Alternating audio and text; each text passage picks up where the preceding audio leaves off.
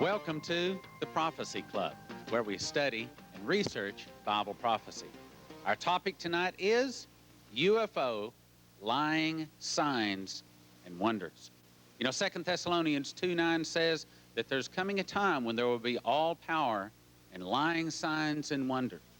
So much that if it were so, it would deceive the very elect. Could those lying signs and wonders be high technology?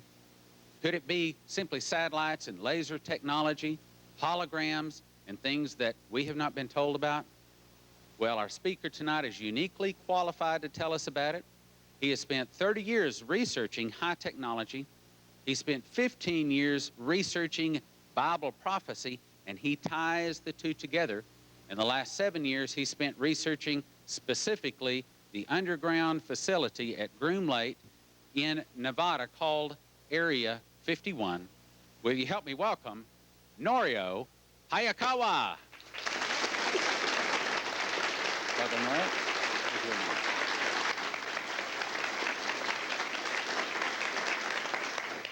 Thank you very much. My name is Norio Hayakawa, and I am a resident of Torrance, California.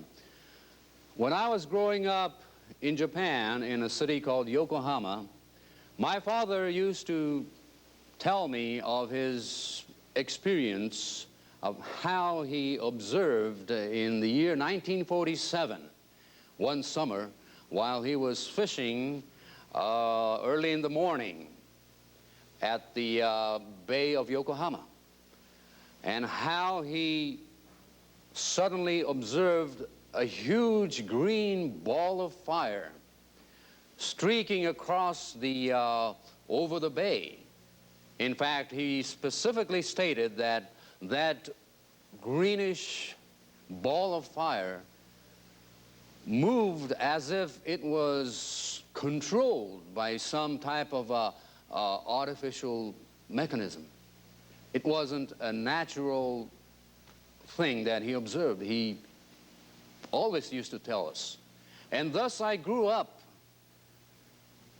and I was really curious. And again, however, during my high school years, I began in earnest to study this so-called UFO phenomenon.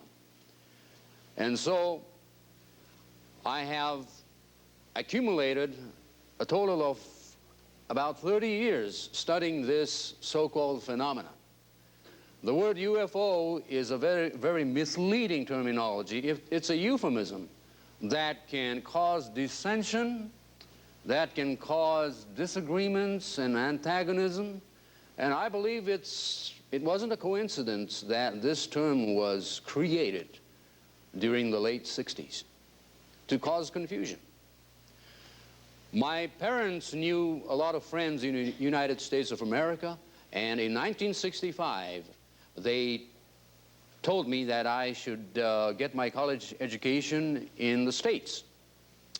So anyway, in 1965, I came to the state of New Mexico, Albuquerque, where I majored in Southwestern culture. And of course, even while I was in Japan, I had a tremendous fascination for the Spanish language, and especially the Southwestern culture of the United States. So thus I got a degree in Spanish, and I went into teaching in high school. In fact, I taught high school Spanish in Albuquerque and Phoenix for several years. But at the same time, I still devoted a lot of my time in investigating the UFO phenomenon. I had a lot of contacts with researchers over here in the United States. But suddenly, around 15 years ago, I have come to a total change of direction in my research, particularly after my conversion to Christ. After I became a Christian, my viewpoint on the UFO phenomena suddenly started changing. And particularly in the last 7 years, I have begun concentrating on the possibility of biblical prophecy tied in with this phenomena. I am convinced that this phenomena is somehow tied in to the manipulation process that the secret government of some sort have devised and have been manipulating and conditioning us for what is about to take place. I'm convinced about that from a biblical standpoint. And for the last 7 years, I have concentrated on the technological aspect of this phenomenon. Can our government on its own simulate certain type of events to create some type of panic? And the answer to me was yes, definitely possible. And thus I began researching on one of the most fascinating secret facilities known, namely Area 51 in Nevada. And I will show you that we are being conditioned for an upcoming event closely tied in with biblical prophecy. I would like to begin the slide presentation of Area 51 and the secrets behind this facility, which is also known as Dreamland. And I will show you that Dreamland is not just a nickname, it has a meaning. In fact, it's my contention that Dreamland is an acronym for Data Repository Establishment and Management Land. Let's see the slide. Area 51 is located in a vast desert stretch of land north of Las Vegas, Nevada. This location, known as Area 51, occupies only one portion of this vast stretch of area, hundreds of square miles, called Nevada Test Site. Among the military pilots at Nellis Air Force Base, which is located right next to Las Vegas, this particular area, Area 51, is known as the box, or the red square, or the black box. And none of the military pilots from Nellis Air Force Base in Las Vegas are allowed to fly over this particular area, known as Area 51. This area, also known as R-4808N by commercial airline chart of pilots, comprises of the Groom Lake facility and also the alleged facility known as Sector 4, right alongside the Papoose Mountains, which is about 10 miles away from each other. This entire area is known as Area 51 or Dreamland. Government maps do indicate that there is such an area, but yet the government itself denies to the public that there is such an area. Government maps clearly indicate the facility and part of the schematics of Groom Lake facility and Sector 4 area,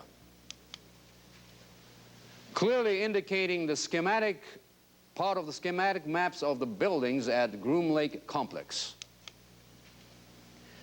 Again, Sector 4 or S4 area, south of the Groom Lake complex. Air Force maps also indicate that there is an Area 51, part of Nevada Test Site, next to the Nellis Range and also the Nevada Test Site. And again, Area 51, Groom Lake complexes. Yet if you call the Nellis Air Force Base in Las Vegas, they will deny that such an area exists. In 1968, several persons happened to find this facility while they were hiking on one of those hills that belong to the looming Groom Mountains. And they happened to stumble upon this strange facility built right next to a dry lake. And this is a 1968 photo showing some strange antennas and some hangars by the lake. You can almost see the, you can actually see the chain link area right here. This is a semi-dry lake. And in 1968, there were already many hangars around this facility in this on this lake. Now, frequency charts of Nellis Air Force Base definitely tell you that the facility exists. These are all the ranges of Nellis Air Force Base. For example, range 61, range 62, range 5, range 12, and so on. And also there are frequency charts for Groom Lake military operations area. This whole facility, of course, is a military operations area. Again, you see Dreamlan right there. And again, the strange thing is that this is a conglomerate facility mainly conducted by Lockheed, but also other defense contractors. For example, Los Alamos National Laboratory of New Mexico is heavily involved in this program. Sandia Corporation, a huge defense corporation in Albuquerque, New Mexico, is very much involved in this facility. Also, EG&G Corporation. And surprisingly enough, there is an agency right there that is also involved.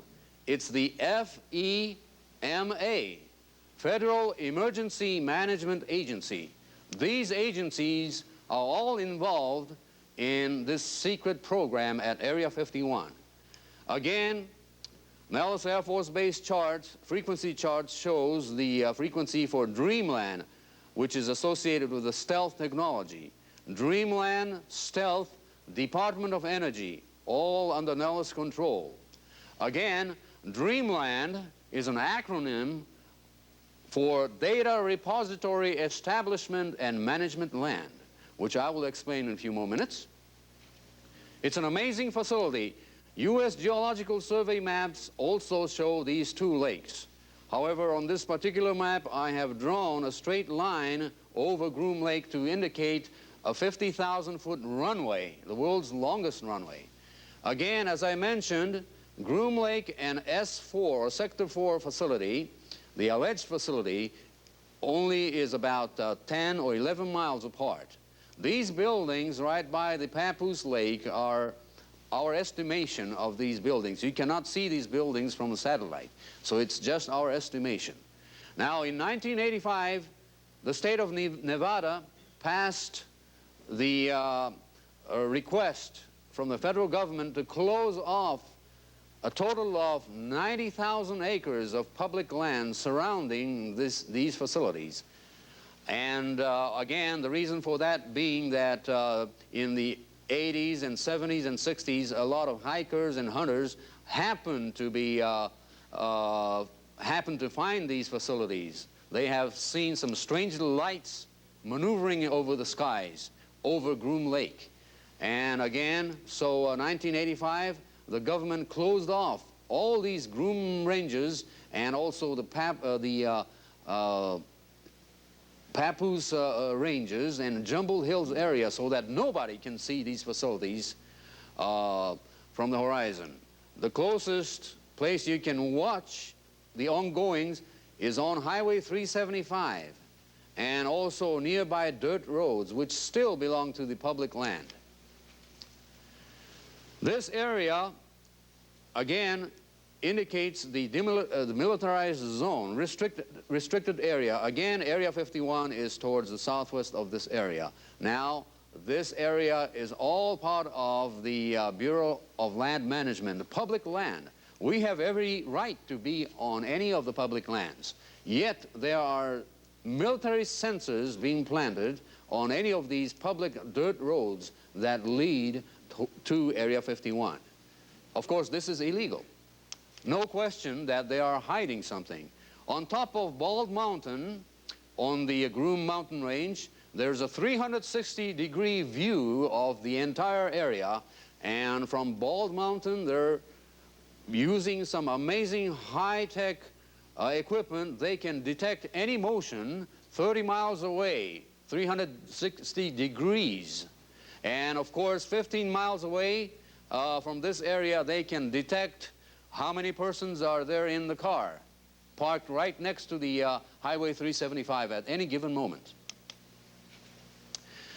In 1968, Russian satellite photos succeeded in taking the picture of the Groom Lake facility from the air, indicating a long runway.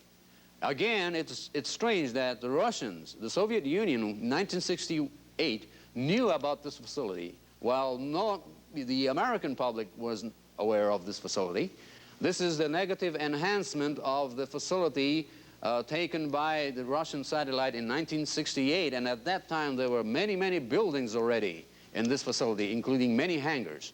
In 1983, another Russian satellite photo came out and indicating the addition of runways and extensive roadways, new additional buildings, and many other things that were added. But again, because of the proliferation of satellite technology, the government has decided to move a lot of sensitive equipment underground on these hills, foothills of these mountain ranges. So everything is underground. You cannot take a picture of a Groom Lake facility unless you take a panoramic view, okay? There are 3,000 buildings in this facility, but yet the government says there are no such facilities in Nevada. There are 3,000 employees being flown to this area, and they have a 3 to 4 month shift, and yet the government says there's no Area 51. This is one of the best pictures of the facility, taken from a hill that the Air Force missed in 1985 when they took 90,000 acres of public land. They happened to miss 2 hills from where one can still see Groom Lake facility. Now, there is a big hangar, and this hangar is officially known as Hangar 18. There is amazing symbolism in all of these things at Area 51. There is a meaning. This is an official name, Hangar 18, as I will show you in the charts.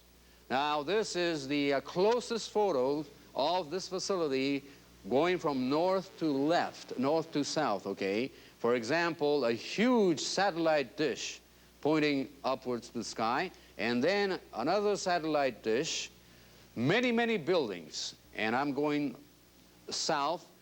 Many hangars exist, and many underground. There's no question that there are underground facilities on all of these areas. Many, many dormitories for workers, engineers, and other scientists, highly compartmentalized. Many, many buildings, yet the government says this doesn't exist. Now, the reason is this is funded by what's known as the Super Deep Black Projects programs. You can see the control tower of the airport and a huge hangar, again, Hangar 18. This is perhaps the closest photo of this facility ever taken, and unfortunately, we cannot see this facility anymore because the government took 4,000 acres and finalized the withdrawal of this additional 4,000 acres just about a month ago. On March 31st, 1995, nobody can see the facility anymore. At nighttime, you can see you could have seen this big facility. It's almost like a city in itself, yet the government says there's no such a facility. But we have successfully gotten some schematic maps of the buildings, each of the buildings, from some of the people associated inside the facility. And again, I thank God that we have even some friends, even in this facility, that occasionally give us some information. I believe that this is not a coincidence. Here's the schematic map of each of these buildings. There are theaters, tennis courts, restaurants, you name it, in this facility. There are at least 1,500 separate buildings. not counting the underground facilities. Now, this is the official maps of the chart of the buildings. You see the new number and the old number.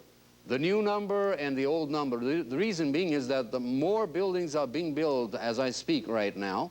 There are many different types of buildings. The operator's office trailer, DICOM's radar building, and also the location. It gives you the streets. There are street names for this facility.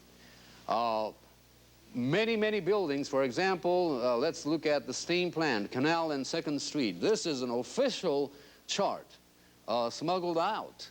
And this proves that this is not just a small facility. It's a huge facility in Nevada, Area 51. Look at the number of dormitories. There are many dormitories that accommodate workers, both classified and possibly other workers, but engineers, scientists.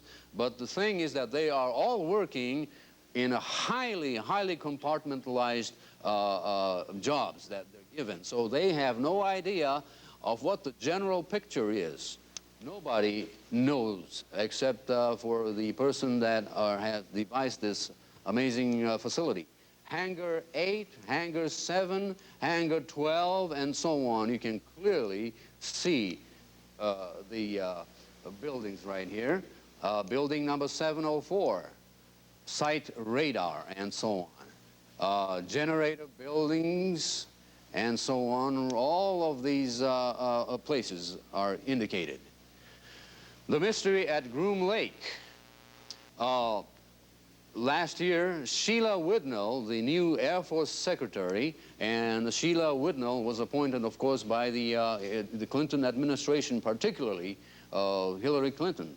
She was one of the officials appointed by Hillary Clinton, and she is the main persons behind this closure of 4,000 acres of public land surrounding Groom Lake.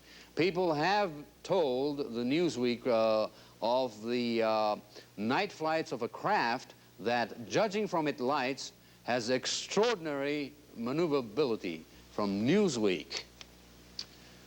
Again, a show was held in Las Vegas, and basically that was the land grab public hearing. The government knew that they could take this area very easily, but they had to have some type of a public hearing, and the public hearing was held in Las Vegas. More than 300 people attended this public hearing, including myself.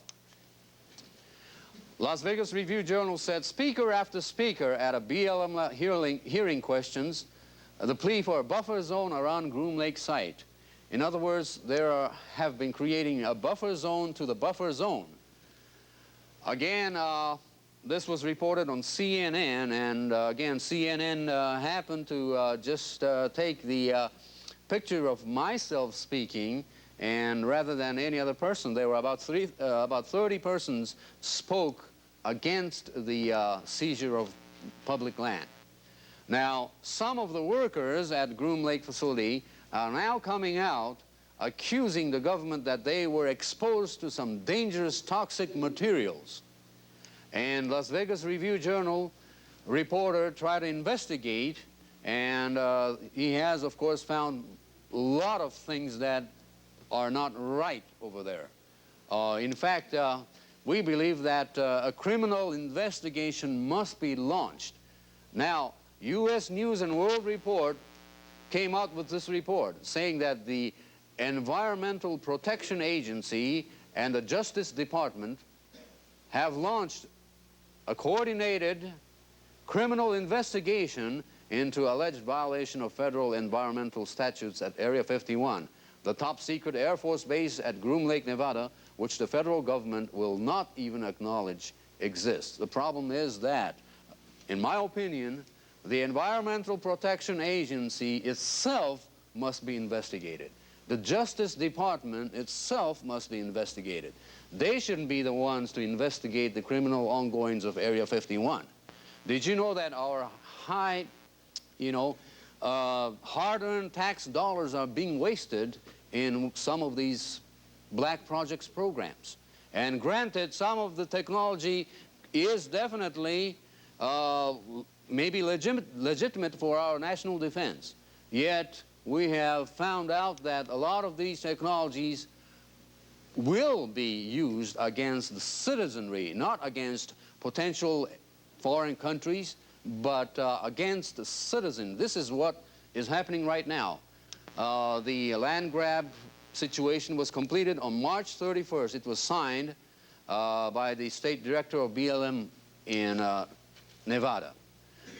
The final article on Area 51 appeared on April 11th of 1995 in Las Vegas Review-Journal, stating that this is done, this is over with. No more peaking this facility. We're talking about America's new secret aircraft being test flown at Area 51, and they have been going on for the last 20, 30 years. And this is an artist's conception of what is known as Aurora spy plane. And these are other versions, possibly a version known as Black Manta or TR-3A, another new generation of amazing high-tech spy planes.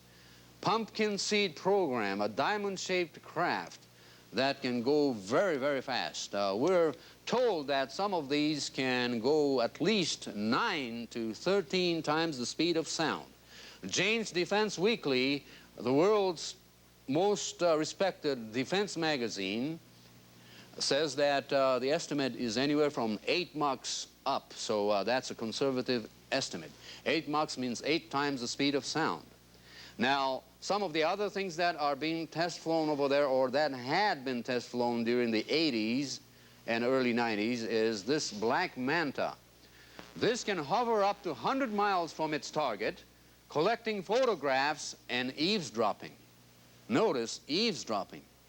These are basically surveillance aircraft that are being readied for what I believe to be some type of controlled society coming upon us, the New World Order. This is one of the most amazing photos taken by the United States Meteorological Survey satellite around 1974 that shows an artificial object darting out from the clouds. This was taken over the sky between Kamchatka Peninsula of the Soviet Union and Alaska. And this was in 1975, or 73. Sikorsky has been coming up with this unmanned aerial craft. Basically, this is a surveillance equipment. Low humming sound, can hover over housetops and take amazing photographs and surveillance.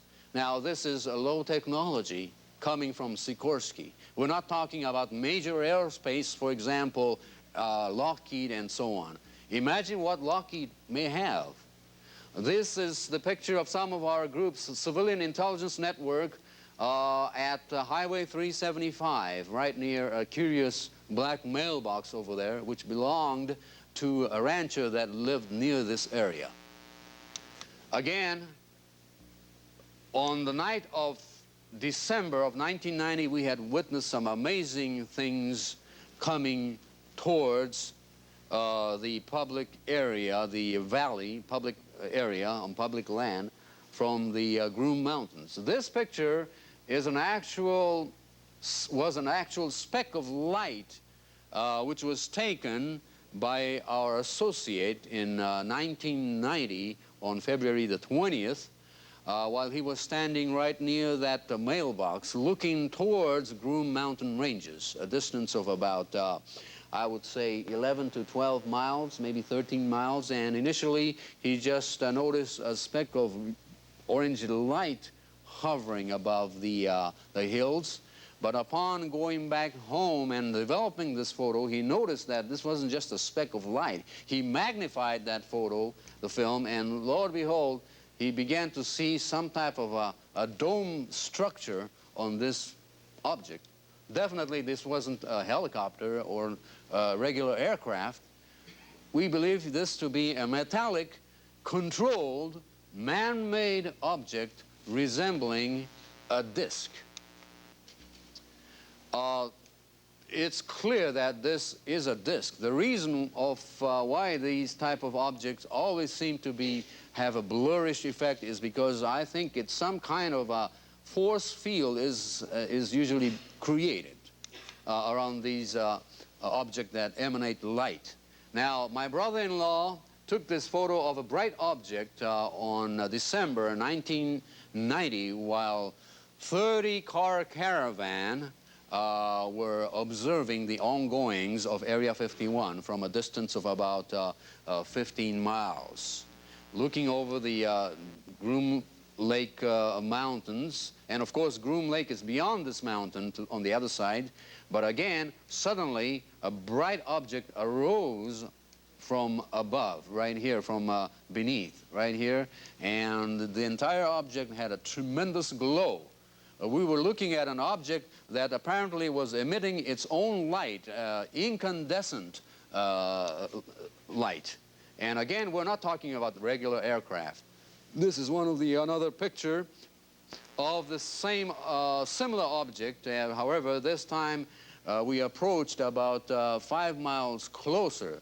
And again, you could see some type of a dome. Sometimes these objects come in front of the hills, as you can see in these pictures. Now, this is not a picture of the unidentified craft. This is the typical picture of what's known to be flares, military flares. Right next to Area 51 is a program going on called the Red Hat program, in which top military jets from Nellis Air Force Base practice the so-called exercises, air maneuvering exercise. But this has nothing to do with Area 51. It's right nearby, but not on or around Area 51. These are some of the pictures showing the movements of these craft. This was, of course, for example, the movements were so amazing, with amazing turns, almost like a zigzag motion, sudden descension and ascension. And this is what we're talking about, as it was reported in International Defense Review, which is Jane's Defense Weekly subsidiary publication, 1991 issue of March. They had an amazing article, if you can focus this. The United States Naval Research Laboratory is using connection machines to run its BEAST program, Battle Engagement Area, Simulator and Tracker, a real-time space battle management simulator funded by the SDI for the DARPA, Defense Advanced Projects Agency. This is basically the connection machine that will compute up to 7 times faster than a Cray computer for functionally equivalent optimized 3-dimensional code. And basically, in layman's terms, this is nothing else other than the launchable computer linking station that could be launched in the air to link the world's data network systems. And this is the reason for this acronym of Dreamland, Data Repository Establishment and Management Land. Again, we're talking about massive parallel computing system. This same article goes on to say that Lockheed Aeronautical Systems is also making this connection machine for computational fluid dynamics. This example of CEM research shows radar reflections from a large saucer-shaped object that are computed using the physical optics approximation. Again, this is the saucer-shaped object, and basically it's a launchable supercomputer linking station in the air. By the way, the government wants us to familiarize us with this image. This is the universal image of what has been known as a UFO. It's a brilliant manipulation effort by the government to sensitize us and make us believe in the existence of these so-called alien presence. And this is just a manipulative process. We must not be deceived. Now, we have been harassed many times by a strange military helicopter that approached us on many occasions while we were standing on public land. 20 miles away from the outer perimeters of the area, yet we have been harassed by a blackish, greenish military helicopter. In 1991, this helicopter approached us over our cars as we were driving out of the area. All seven cars in a caravan driving 50 miles per hour on dirt road trying to get out of this area. And yet for 18 straight minutes we were harassed by this helicopter that flew 5 to 10 feet above our cars. And we reported this incident to the Los Angeles Times, and they had a small article, and Los Angeles Times tried to contact Nellis Air Force Base for an explanation, and of course Nellis Air Force Base denied that there was such an area. And again, we were harassed by Lincoln County Sheriff Department, which takes orders from an anonymous security system that surrounds this entire area. We were questioned, our IDs were taken, our social security numbers taken, and so on. Aviation Week recently came out with this amazing new generation of helicopters. They are now incorporating some of the new stealth technology to these amazing helicopters that have amazing capabilities. Almost low humming sound, new type of rotors, and possibly a new type of surveillance equipment. And it's my belief that some of the helicopters seen around this country is definitely linked to some of these operations. This is the Tonopah test range where the conventional stealth program was transferred to. Yet in Area 51, a new type of stealth technology has begun. This was a strange chart shown on television in 1988 in a 2-hour program called UFO Cover-Up Live, a nationally syndicated program shown all across America in 1988 in October, in which the term Area 51 was mentioned for the first time. And this strange chart was flashed on the television screen, and it says Area 51, DARPA, which is the Defense Advanced Research Project Agency, DIA, and Parapsychology Research Unit, all tied in with the Office of Naval Intelligence. There are many agencies in this country that most people haven't heard of. One of this has recently shown up in LA Times of 1992. Secret spy in the agency, a spy in the sky agency disclosed the existence of National Reconnaissance Office, longest and most closely held secret. Budget exceeds that of the CIA. And again, it says here, National Reconnaissance Office itself, however, will remain almost entirely secret, the budget, of course. This office, jointly operated by the Air Force and the CIA for decades, was officially classified, and its name could not be uttered in public without violating government secrecy regulations. Even Mr. Clinton didn't know that they were building a great building in Maryland that was part of the NRO until last year. He was not aware. Los Angeles Times, for the first time a couple of years ago, mentioned S4 area of Groom Dry Lake, where there is an alleged flying saucer type aircraft being test flown by the Air Force attempt to duplicate flying saucer aerodynamics. Now, the spokesman at Nellis Air Force Base said the base at Groom Lake is so secret it has no telephone numbers he can make public. But the fact is that the facility is there.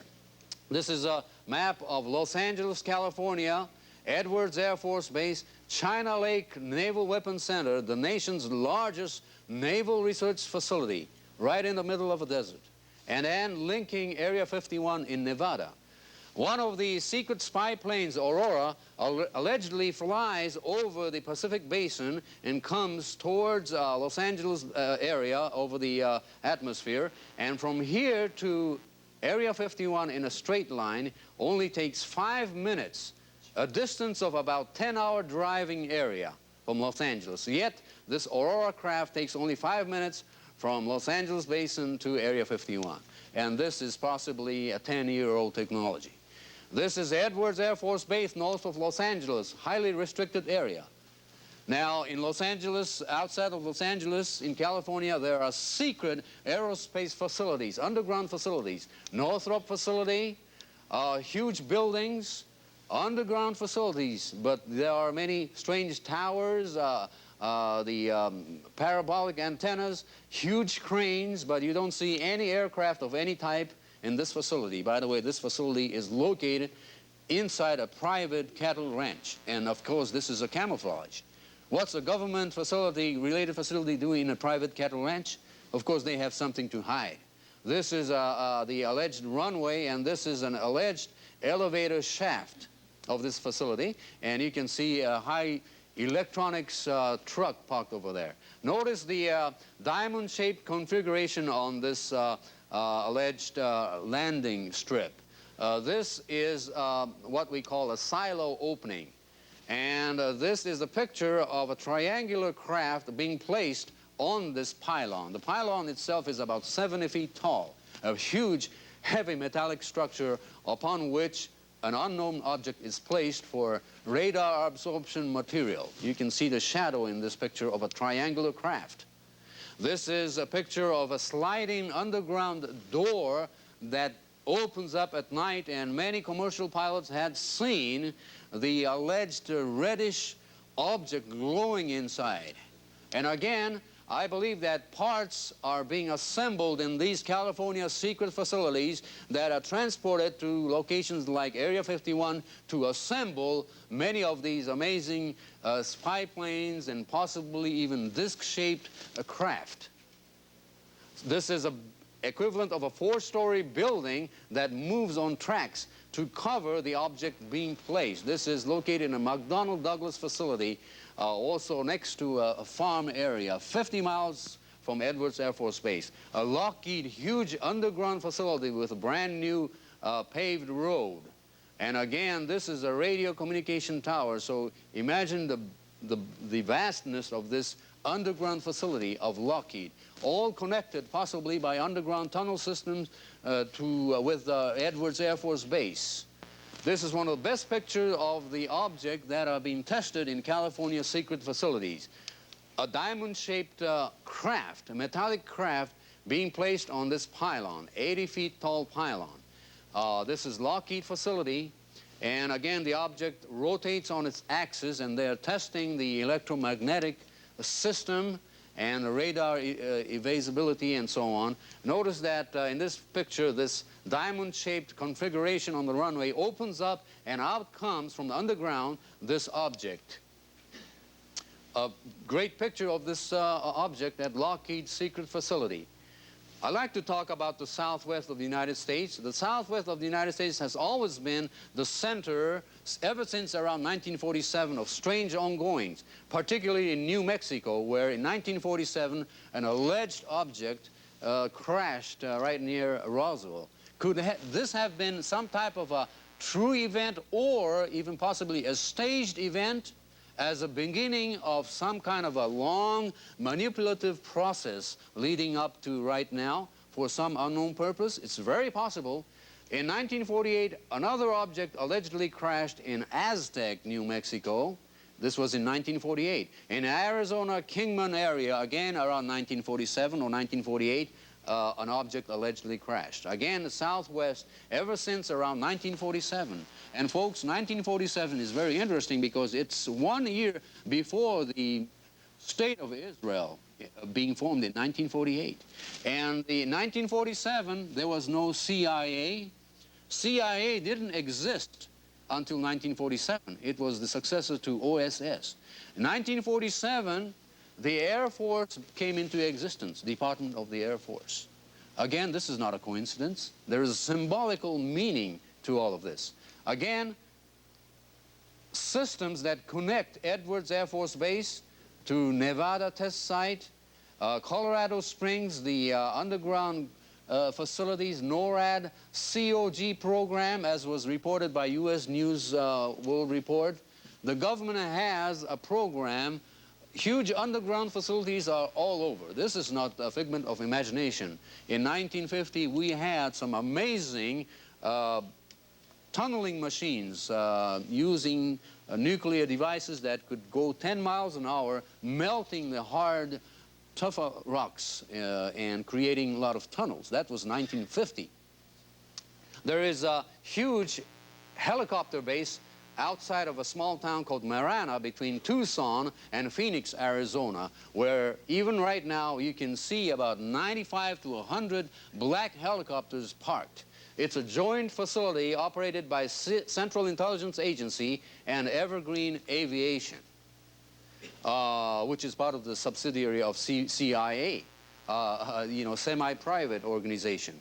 Albuquerque, the location of Sandia National Laboratories, Los Alamos National Laboratories, Dulce, New Mexico, Jicarilla Apache Indian Reservation areas. These areas were definitely used by the Los Alamos National Laboratory as possibly a part of a biotechnology experiment and also biological warfare program. Recently, there have been many cases of a strange virus coming out of this area, Four Corners area. New Mexico is a very strange location. Aztec, of course, is a symbol of the ancient Mexican serpent, flying serpent god. That's a symbol. Did they use that on purpose as some kind of a preparation or sensitization? There is a highway 666 being built in 1947 that connects Arizona, New Mexico, Colorado, and Utah. Is this a coincidence? I believe that there's some type of a symbolic parallel development to condition us for certain events that is upcoming. Secret meetings are always held at Los Alamos National Laboratory, and in this instance, this is an announcement by the Navy, Navy's potential role in space. And it says right here, a technological breakthrough that vastly changed warfighting capabilities. An unexpected technology breakthrough that could have an acute impact on naval and other military forces. You see, the Navy is the one that has always controlled all types of information on UFO. It's not the Air Force, the Navy. And again, there is a symbolism. The Bible says that in John, Revelation, John says that I saw a beast arise from the sea. And is this a symbolic thing, or can we interpret literally also? Ever since 1943, there's no question that the United States Navy has been experimenting on a radar technology, a series of radar technology. In order to cover up, they always have to have a cover story. The Philadelphia experiment may be a cover story for the real program that they could have been conducting. Cattle mutilation in the Southwest in the 80s, were they just coincidence? Now, LA Times says that in a recent article, artificial blood from cow is very, hemoglobin passes tests, proving that cow's blood is very similar to human blood. After purification process, they could be interchanged in case of national emergencies. Tests of cow hemoglobin in humans okayed. Again, in the early 70s and 80s, tens of thousands of cattle were mutilated in the Southwest. And it's my belief that the government was conducting some type of a genetic biotechnology experiment, possibly linking the microchip implantation technology to certain tissues of animals. But in order to do that, they could have created a cover story linking cattle mutilation to the UFO phenomenon and creating a cover story of alien presence on purpose. Strange thing about New Mexico is that it's high on missing child list. Why New Mexico has so many more missing children than comparable states remains a mystery. This was in Albuquerque Journal of 1992, and it's a fact. By the way, did you know that scientists are now saying that the human brain contains a tiny portion of natural magnetite? And this was known by the military a long time ago, but Caltech proved it. Every human being born into this world, and by the way, God made all of us like this, we have natural magnetite particle in our human brain. This is how God made it. The Bible says we are wonderfully and fearfully created, but yet mankind can misuse what God has created. And again, this means that tiny magnetic particles in our brains could mean that we could be influenced by certain bombardment of electromagnetic beams or even radio frequencies. Our skull can act also as a speaker system. Again, this is a chart of the frequencies, how radio waves can affect our minds. You see that there are many, many strange towers being built all across the country in the name of cellular telephone relaying towers. But again, could they attach some of these, some of the emission devices, frequency emitting devices, under the guise of telephone system? And by the way, the cellular telephone system uses the very same frequency range as the human brainwave frequency, 800 to 900 megahertz. Did you know that every one of us has a different fingerprint? We are all different individuals. This is, of course, a miracle. The Bible says that God made us individuals. Every person in the world is different. We have different fingerprints. But again, at the same time, scientists have now come and said that, saying that every human individual has a different brain wave, but in general it's between 800 and 900 megahertz, which coincides with the expanding cellular telephone system worldwide.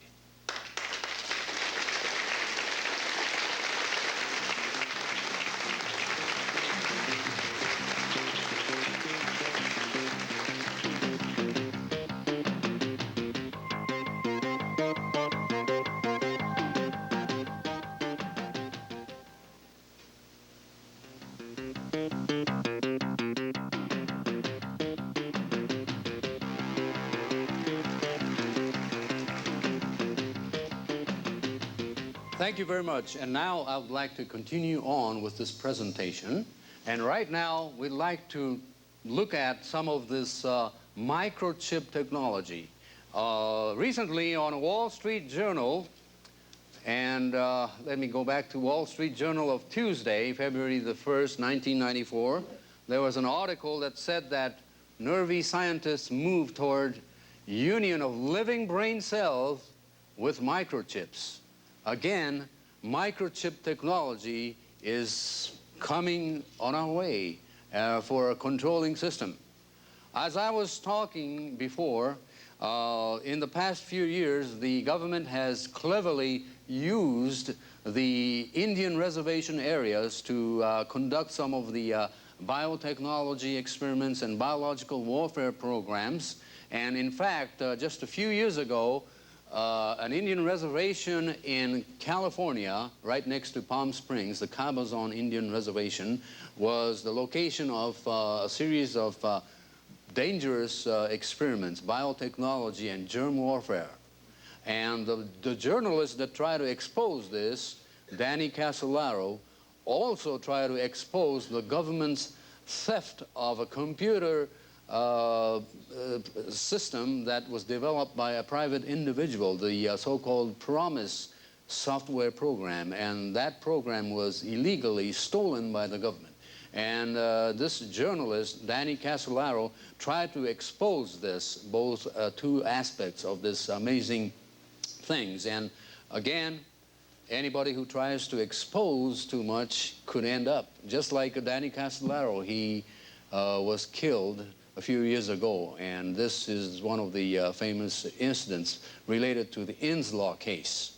And I just want to mention this because this is all tied in with what's coming up, the technology, microchips, the biochips, that they can implant the chips inside our, possibly even our circulatory system. And the chips are getting smaller and smaller right now and can be controlled by the scanning and monitoring system that they have developed. Now, recently, people have been complaining of dizziness and other physical symptoms in areas near Albuquerque, New Mexico, and Taos and Santa Fe. Scientists baffled by the strange hum that people have been experiencing in New Mexico. Could this be some type of an experimentation on extremely low frequency wave system? Again, an interesting thing is that off the California coast nowadays, people are also beginning to report. About a year ago, reports of low-level thumping sound began occurring off the central California coast. Dubbed the Pacific Heartbeat, large numbers of people began experiencing this enigmatic sound about the same time. And again, this was reported by CNN recently. Strange, low humming sound coming off of the ground and off the coast. Again, are these part of some type of experimentation, or are they getting us ready for something? The Air Force plans radio network for use during nuclear attack. Again, maybe you might have heard about this ground wave emergency network, a grid system being laid all across the United States to link the communication systems all over in case of a nuclear attack. But again, this could just be a cover story for some other programs that we know nothing about. The Gwen system, look at the proliferation of cellular tower, relay towers all across the country. And it's no coincidence that these towers are not just relay towers for cellular frequencies, but because you can see that they don't have to have two cellular towers only about 500 feet apart, or even in cases, some cases 150 feet apart. Usually they are laid, let's say, in a few miles apart, okay? But in California, even in schoolyards of public schools, they are building these towers, cellular towers. And of course, the school systems and you name it, they are glad to have the telephone company install these towers because they get a rental fee of like an income of $3,000 per month. So you see some of these towers being built on a schoolyard or sometimes next to a church. I have a picture of a California, a church, where next to the church there is this tower, strange tower, but all under the guise of cellular relay station or towers. But again, in future, they could possibly attach some devices on these cellular towers for possibly crowd control or behavioral alteration emission devices. We have lots of information coming to back this up. You see that the telecommunication industry is highly linked with the Department of Defense, the military. It's a basic part of the military now, the telecommunication link. Again, the Gwen system, ground wave emergency network, being placed all across the country. Strangely enough, Al Gore, in November 1982, he was part of the committee and other subcommittees of the United States House of Representatives. He was part of this project known as the Workbook for Participatory Democracy, a Congressional Clearinghouse on the Future, and a Congressional Institute for the Future Agenda. And Mr. Al Gore is definitely one of the proponents of the importance of microwave weapon systems. In fact, he says that offensive microwave weapons offer the potential of using such technologies, and he's talking about non-lethal technologies, as force field or beam weapons which have great destructive power. By the way, Al Gore is a proponent of this technology, the future weapon system based on the so-called non-lethal weapon system, which is just a euphemism for dangerous, mind-damaging weapon systems. And this is a fact. The government has now a tremendous arsenal of this new type of weaponry that can damage our mind. And this is ongoing. And for a long time, China Lake Naval Weapons Station in California desert has been the place of many of this testing of these weapon systems. Electromagnetic beam systems, frequency emission devices, mechanism to disengage electromagnetics of a tank from a distance and other new types of weapons programs. By the way, as I mentioned, everything is symbolic. The secret government cleverly uses symbolism as a parallel movement to sensitize us for what's coming. I believe that in 1943, when the United States Navy began a series of experiments on radar, they have begun a long series of manipulative process leading up to right now. Strangely enough, the alleged Philadelphia experiment of 1943 was related to this radar technology, and again 1943. And isn't it strange that China Lake Naval Weapons Testing Grounds, the nation's largest, came into existence in 1943, right in the middle of California desert, right next to the, right in the Death Valley, and it has 1,126,000 acres of naval research laboratory, naval weapons system, right in the middle of desert. This is not a coincidence. Everything has a symbolic meaning. Wall Street Journal came out with the article a couple of years ago that there are new class of weapon system that could incapacitate foe, yet limit casualties. And of course, these are the non-lethal weapons system, electromagnetic pulses, and other high-tech tricks. Again, we're talking about laser weapons and also infrasound, very low frequency sound generators that could possibly alter the movements or the actions of maybe potential enemies, or possibly civilians in a civilian setting in cities, in case of national emergencies, maybe riots. These technologies are here and now. This is not science fiction, and everybody, of course, should be aware that the technology that we are presented with is always, as is the case, 10 to 15 to 25 years old. When the stealth program was revealed in 1987 in Palmdale, when the B-1 bomber was revealed, the stealth bomber, it was already 10 to 12 years old. And journalists were gathered at the hangar of Palmdale facility in 1987, which was already at that time 12 years old. So imagine the state of art of technology that is being kept hidden from the public. Again, according to this Wall Street Journal on the non-lethal weapons, some of the most amazing things could be, for example, hologramic image projection devices. For example, they were talking about this causing the confusion, and also alongside the issuance of combustive chemicals, they were even talking about projecting image and confusing them with hologramic projection in the clouds above them. Perhaps images of Muslim martyrs projected in the atmosphere, or as a matter of fact, any type of imagery in the atmosphere.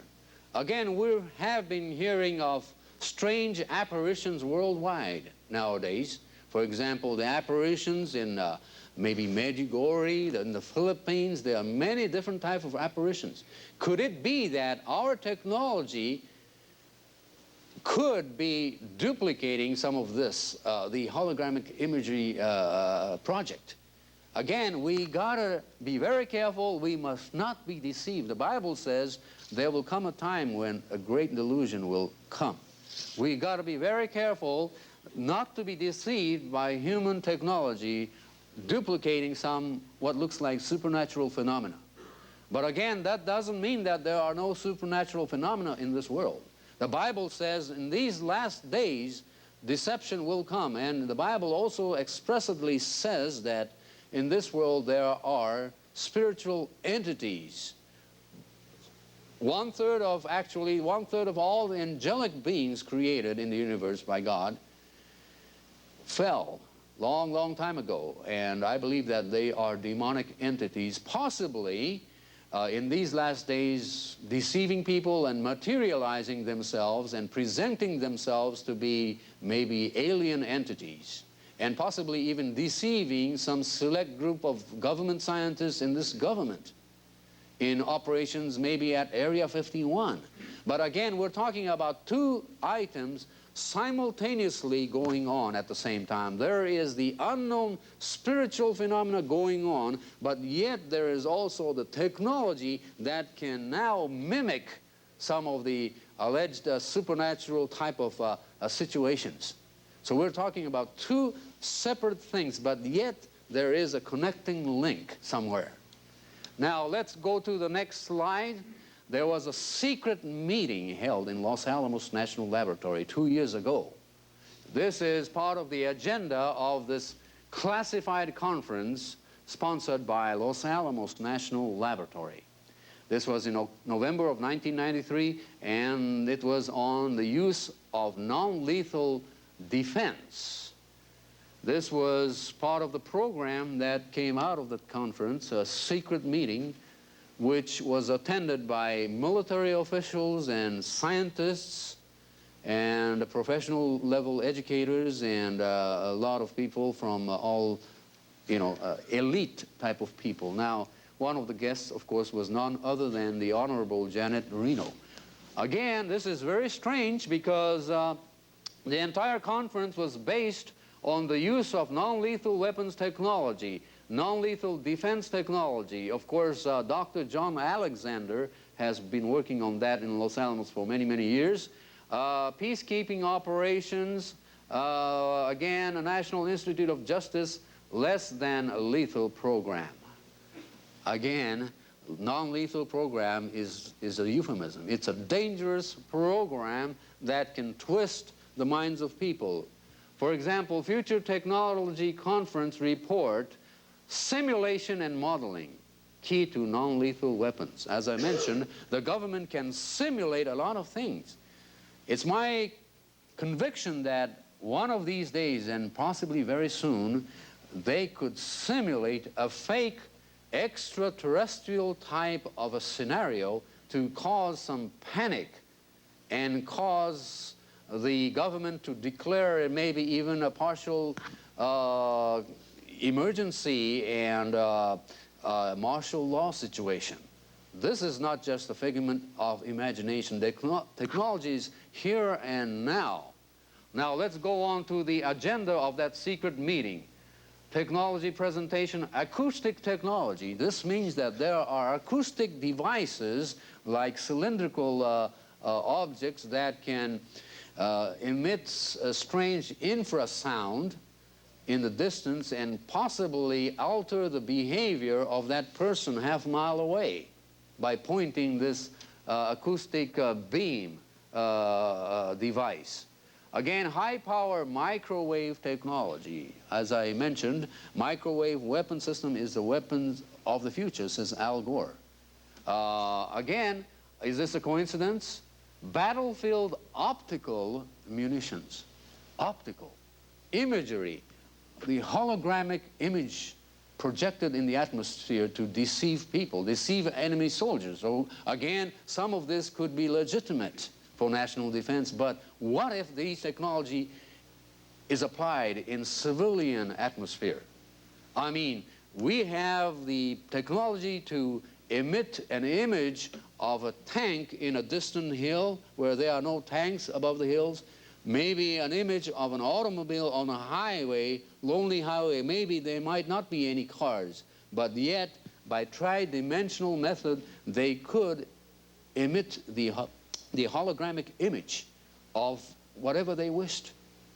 For example, image of a prophet in the sky, an image of maybe Buddha, or Maitreya. We have the technology, but I believe that a lot of these technologies could be used to create an alternative scenario, maybe for what I believe to be the coming of the Lord.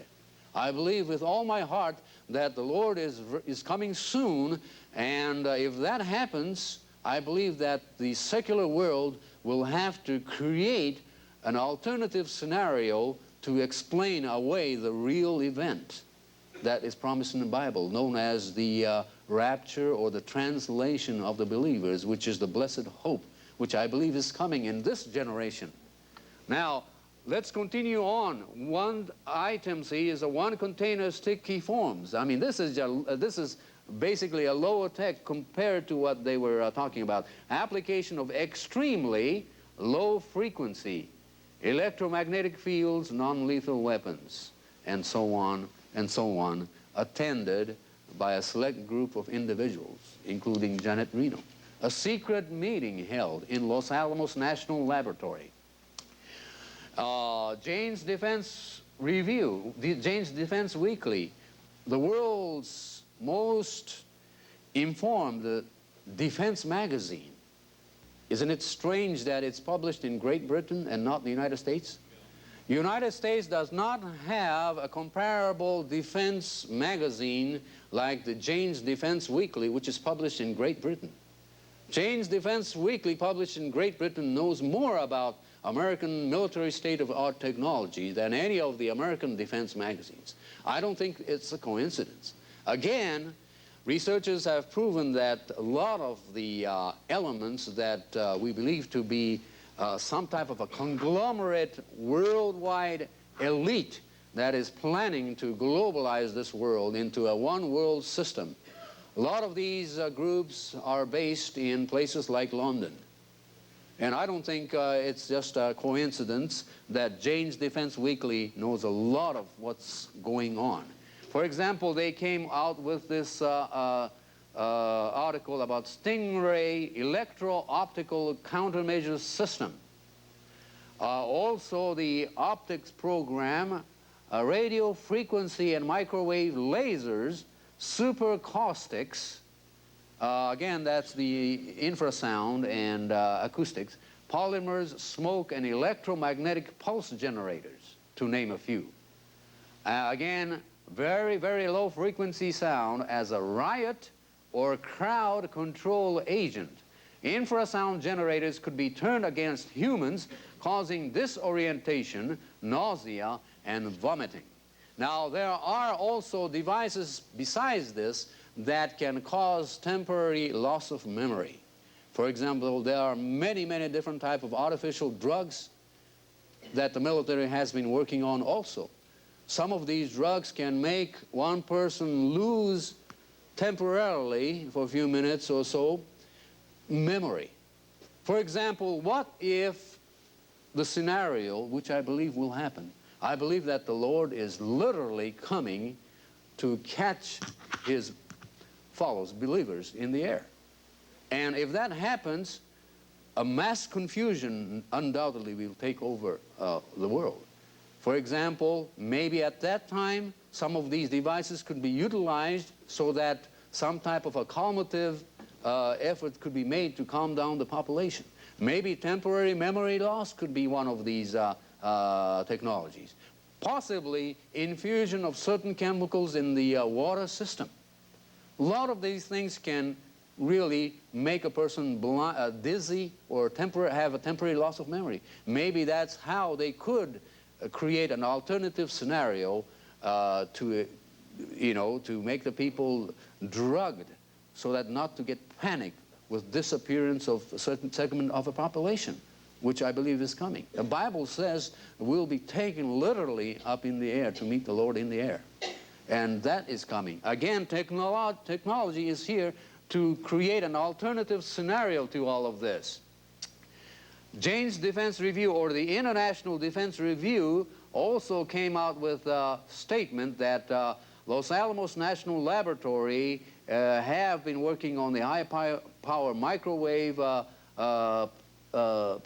projectiles and so on, and acoustic beams. In fact, when Noriega was captured in Panama, the military attempted to use some of the infrasound system to make him surrender. And this is clearly indicated in International Defense Review. In fact, they probably did use some of the acoustic beams to make him surrender. And the next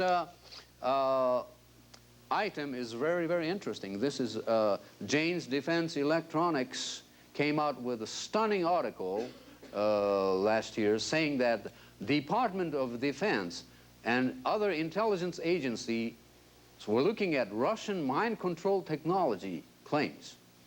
Now, FBI considered testing on Koresh. Now, strangely enough, this article says federal law enforcement officials considered testing a Russian scientist's acoustic mind control device on cultist David Koresh a few weeks before the fiery conflagration that killed the Branch Davidians leader and more than 70 of the followers in Waco, Texas. Defense Electronics has learned.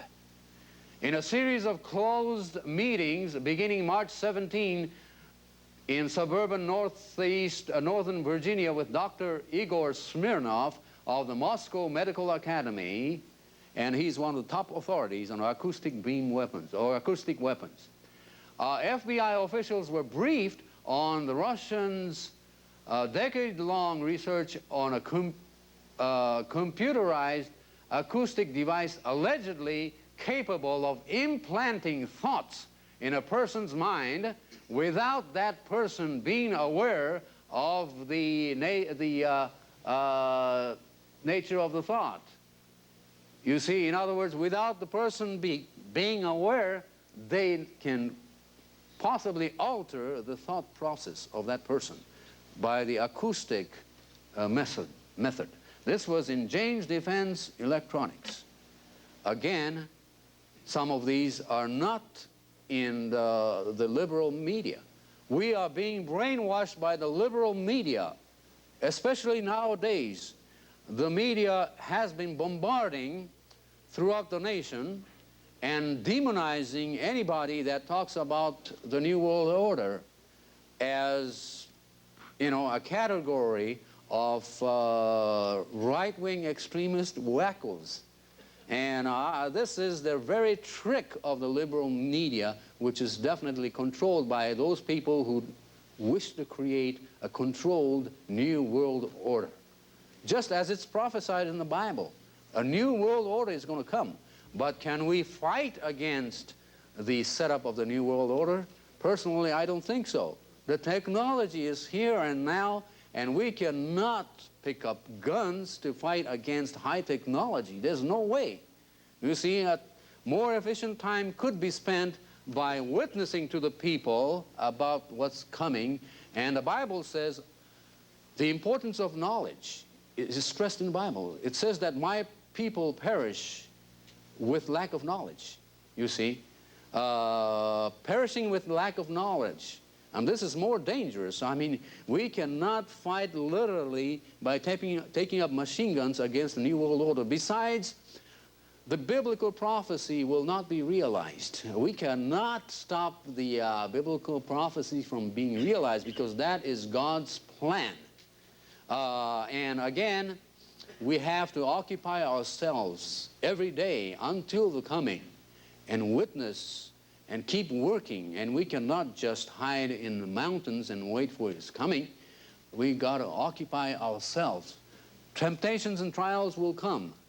Tribulation will come, but we got to still fight spiritually and ask God to protect us spiritually. Now, Los Angeles Times business section had an article just last year about the eye in the sky. Eye in the sky. Notice the strange occultic symbol on the back of the dollar bill, the all-seeing eye.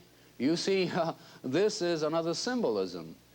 Did you know that right now there are at least 985 satellites going around the Earth, this globe? 985 as of this moment. 350 of which we know nothing about, and they are called the spy satellites. And out of those spy satellites, 24 were designated several years ago to be part of the SDI system, the Global Positioning System. With these particular 24 satellites, they can track any transponders that connect with the satellite system. Even though the transponder may be small, They can locate, pinpoint the exact location of the transponder, whether you are in a jungle in Africa or on the ocean or in the desert. As long as you have that particular transponder, they can spot exactly where you are. And in fact, the Los Angeles airport was the site of an experiment about 5 to 6 years ago, in which an airplane from Denver, I believe, came to Los Angeles airport with 3 or 4 pilots inside, and they weren't touching any of the instruments. They were setting up everything on the GPS, Global Positioning System, autopilot. And that airplane landed safely and successfully at Los Angeles airport, LAX. Pilots weren't touching any of the cockpit instruments. Everything was done autopilot, and they were being directed by the Global Positioning System, and the plane just missed the mark by only about 50 to 75 feet. And this is a global positioning system. Now, satellite imagery. Now, did you know that on a clear day, and this was in 1982, by the way, a shot image from a satellite, for example, in this one, first magnification from the sky shows what looks like a lake right here, Lake Michigan, okay? Second magnification easily shows the 10,000 square miles of Lake Michigan and what looks like a city, and that's Chicago. And then third magnification clearly sees the city of Chicago and Lake Michigan. Each magnification picture is 10 times the one preceding, and next one is this is the heart of Chicago, shown in the fourth magnification. This view is the same as that seen by jet airplane passengers from 18,000 feet. Now, that's not surprising. Now, the fifth magnification of the satellite photo appears as though it was taken only from 1,800 feet, and boats in the marinas and cars and the stadium are easy to define, and so on. Now, this is not so amazing. Now, the next magnification, you can clearly make out the man sunning himself in the park just off of the yacht club, and you can see the marina and the yacht. Now, this may not be so stunning, but the next magnification 7 times gives us the equivalent of a picture taken at 20 feet. And you can start seeing this man sunning himself right there. Now, the man sunning himself can be unmistakably identified in this 8th magnification, if you choose to. Even the books he reads are now public knowledge. And you can see the belt and the jeans in his hand. Now, this is not so amazing compared to this startling photo. It becomes apparent that scars, identifying marks, could easily be confirmed if the powers that be really wanted them. And you know darn well that they want this type of a surveillance.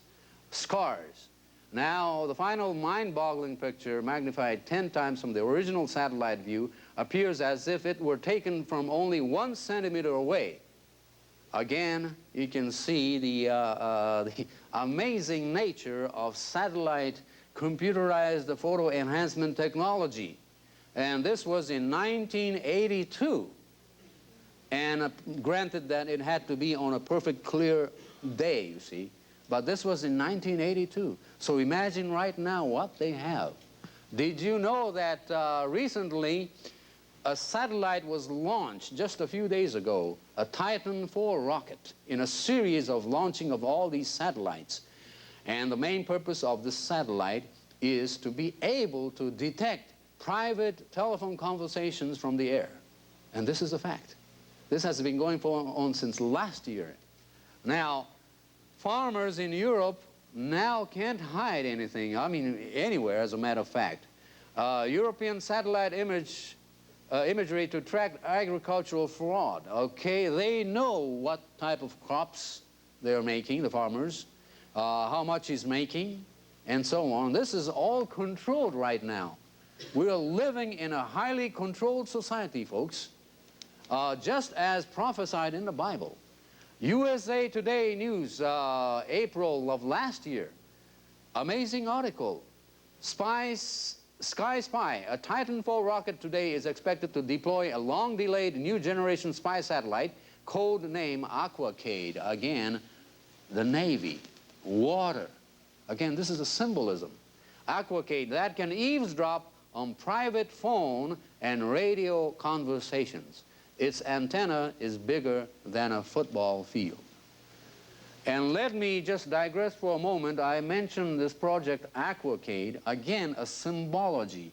The Navy, U.S. Navy Research Laboratory, and so on.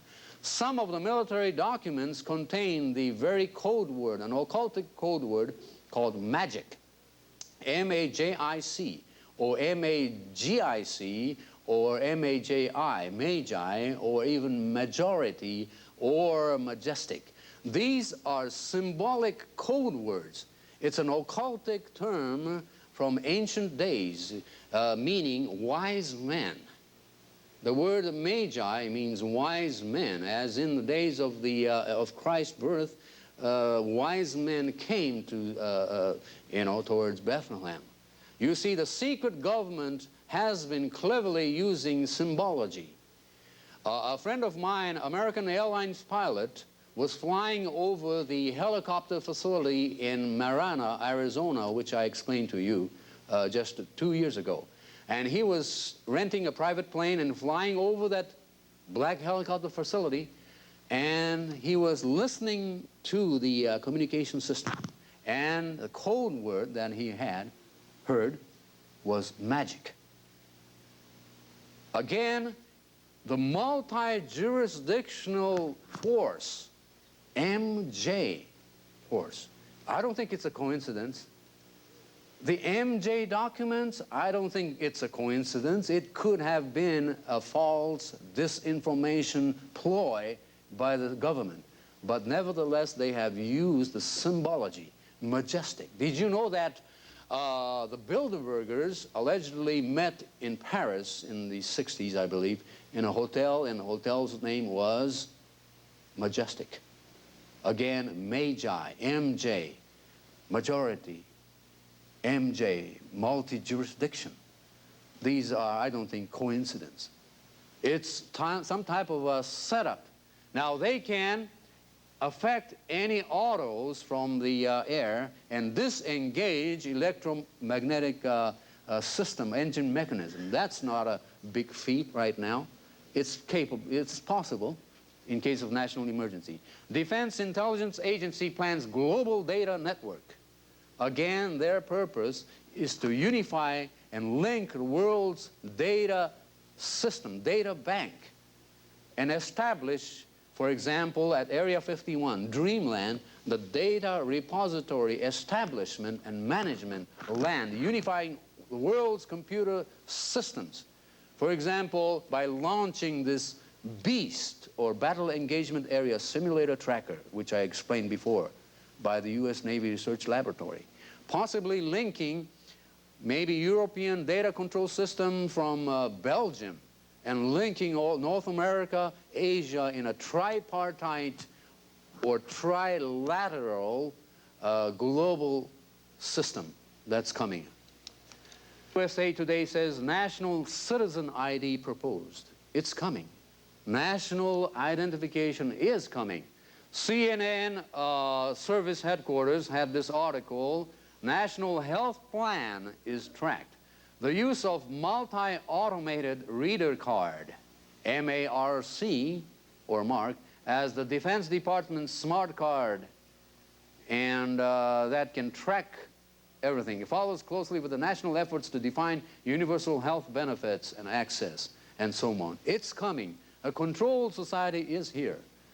The National Police Agency in Thailand, Bangkok, Thailand, is considering introduction of IC smart card driver's licenses that could be used as identity cards or even to start a car. Bangkok, Thailand. And as you know, in the Far East, in Singapore, Singapore already is a half-controlled society, just like a New World Order. It's the first steps, and this is what's going to probably take place in this country, if not the entire world. That's what the Bible says. A one-world system will be appearing in the very possibly next few short years. And let me say to you that this is not just a figment of imagination. because this is indicated in the Bible that we are living in turbulent and perilous times right now. And I believe that the series of emergencies, I believe, will be coming. Crisis creation. And this is definitely an old trick of the secret occultic government to create a crisis to unify by force certain groups of people. Crisis creation. For example, I believe with all my heart that there is a secret government and a secret agencies. As you know, there are so many agencies in this country, and I'm proud to be a naturalized citizen of this great country, and I love this country tremendously. But loving this country and fearing the government or the central government, that's not an equivalent thing, you see. You can love this country, but we can fear the encroachment of a large centralized government.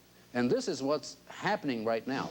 I believe that right now several agent provocateurs, if you may, of several agencies are infiltrating religious cults worldwide. For example, in Japan recently there has been this a cult. It's strangely enough, it's a Buddhistic cult. And they were even talking about Armageddon.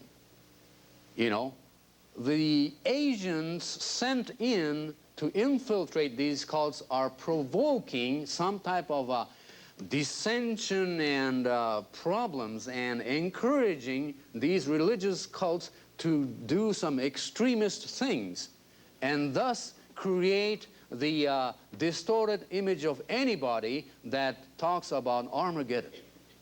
Did you know that this Japanese cult is a Buddhistic cult, but yet they talk about Armageddon, and they think that they have to arm themselves?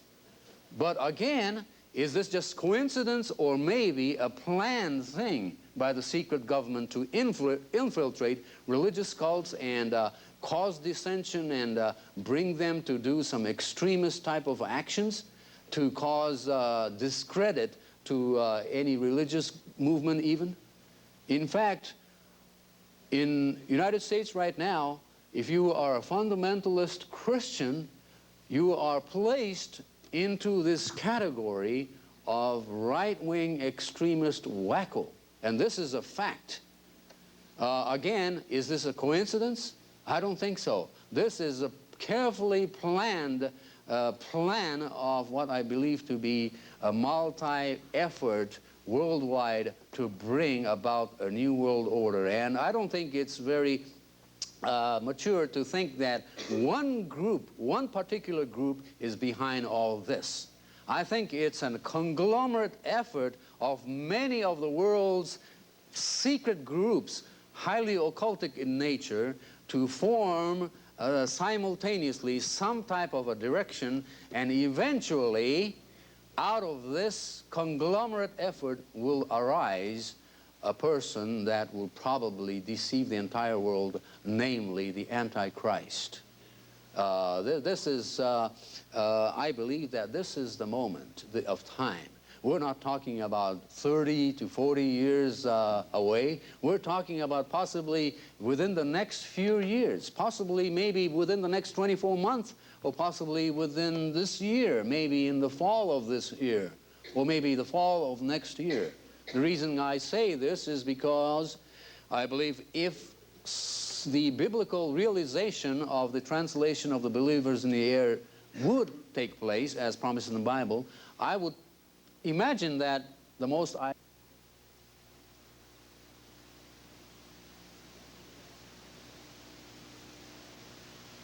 year, or maybe the fall of next year. The reason I say this is because I believe if the biblical realization of the translation of the believers in the air would take place, as promised in the Bible, I would imagine that the most ideal time for God is to do His thing symbolically on like a Feast of the Trumpets, or maybe Rosh Hashanah, or Holy Season. And again, maybe the fall, maybe we can expect something, but we cannot set up dates. But yet, we believe that it could happen this fall or maybe next fall, but definitely within our generation.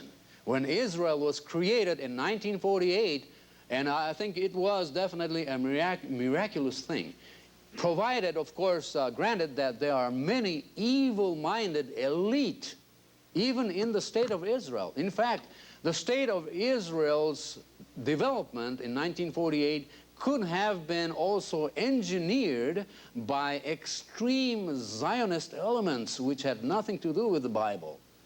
But despite that fact, God can use any incident and any human errors to fulfill his promise. And this is the reason why I believe that the establishment of the State of Israel in 1948, despite the human error and despite the humanistic effort on some of those that are maybe working on the secret government, the cabal, maybe the Zionistic cabal, despite these evil intentions maybe on the part of some human elements, God can still use some of this to fulfill his promise. God's ways are mysterious ways. We don't understand, but we believe that it's a biblical fulfillment of prophecy, and we are the generation. The countdown began in 1948, and as I've been showing you, just 1 year before the State of Israel's birth, a lot of strange things began to happen in this country and elsewhere in the world. I believe that maybe the devil or Satan knew that his countdown began, and maybe this is the reason why they could have begun the materialization for deception just around the time of the State of Israel. 1 year before, 1947, when all of these strange things began to take place.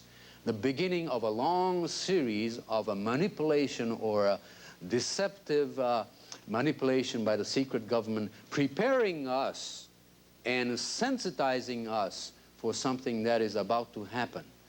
So we could be two-sided. We could be in the middle of a two-sided battle to control our destiny. But I believe that God's ways will be victorious. And according to the Bible, we have all the powers. We don't have to be afraid of what's coming up, because the Bible says that we have Christ. We have the shield weapons, spiritual weapons that surrounds us. We cannot be afraid of what's going on. We cannot be paranoid about all of these things. But again, this is the moment. This is it. We're living in the time, and we're living the most exciting time of history at this very moment.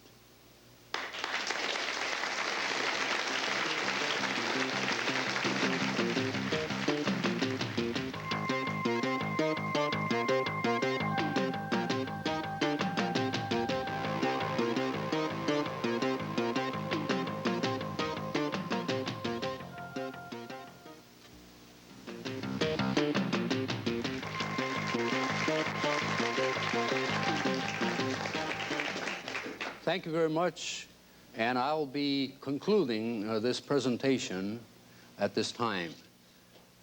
Let me talk about some of the strange agencies that we have in this country, and some of these agencies are not completely government agencies, but semi-government agency, if you will.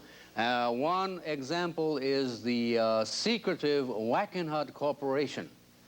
A little while ago, a few years ago, the Las Vegas Review-Journal had an article about a helicopter crashing right next to Area 51, in fact, Area 18. And a strange article came out saying that 3 of the people crashed in the crash belonged to a Wackenhut security system. Special security, Wackenhut Special Security, that of course is part of the security forces that cover Area 51 and its perimeters. And also 2 people from EG&G Corporation. EG&G Corporation, of course, is the defense contractor whereby Mr. Robert Lazar claimed to have worked for a period of 6 months between 1988 and 1989.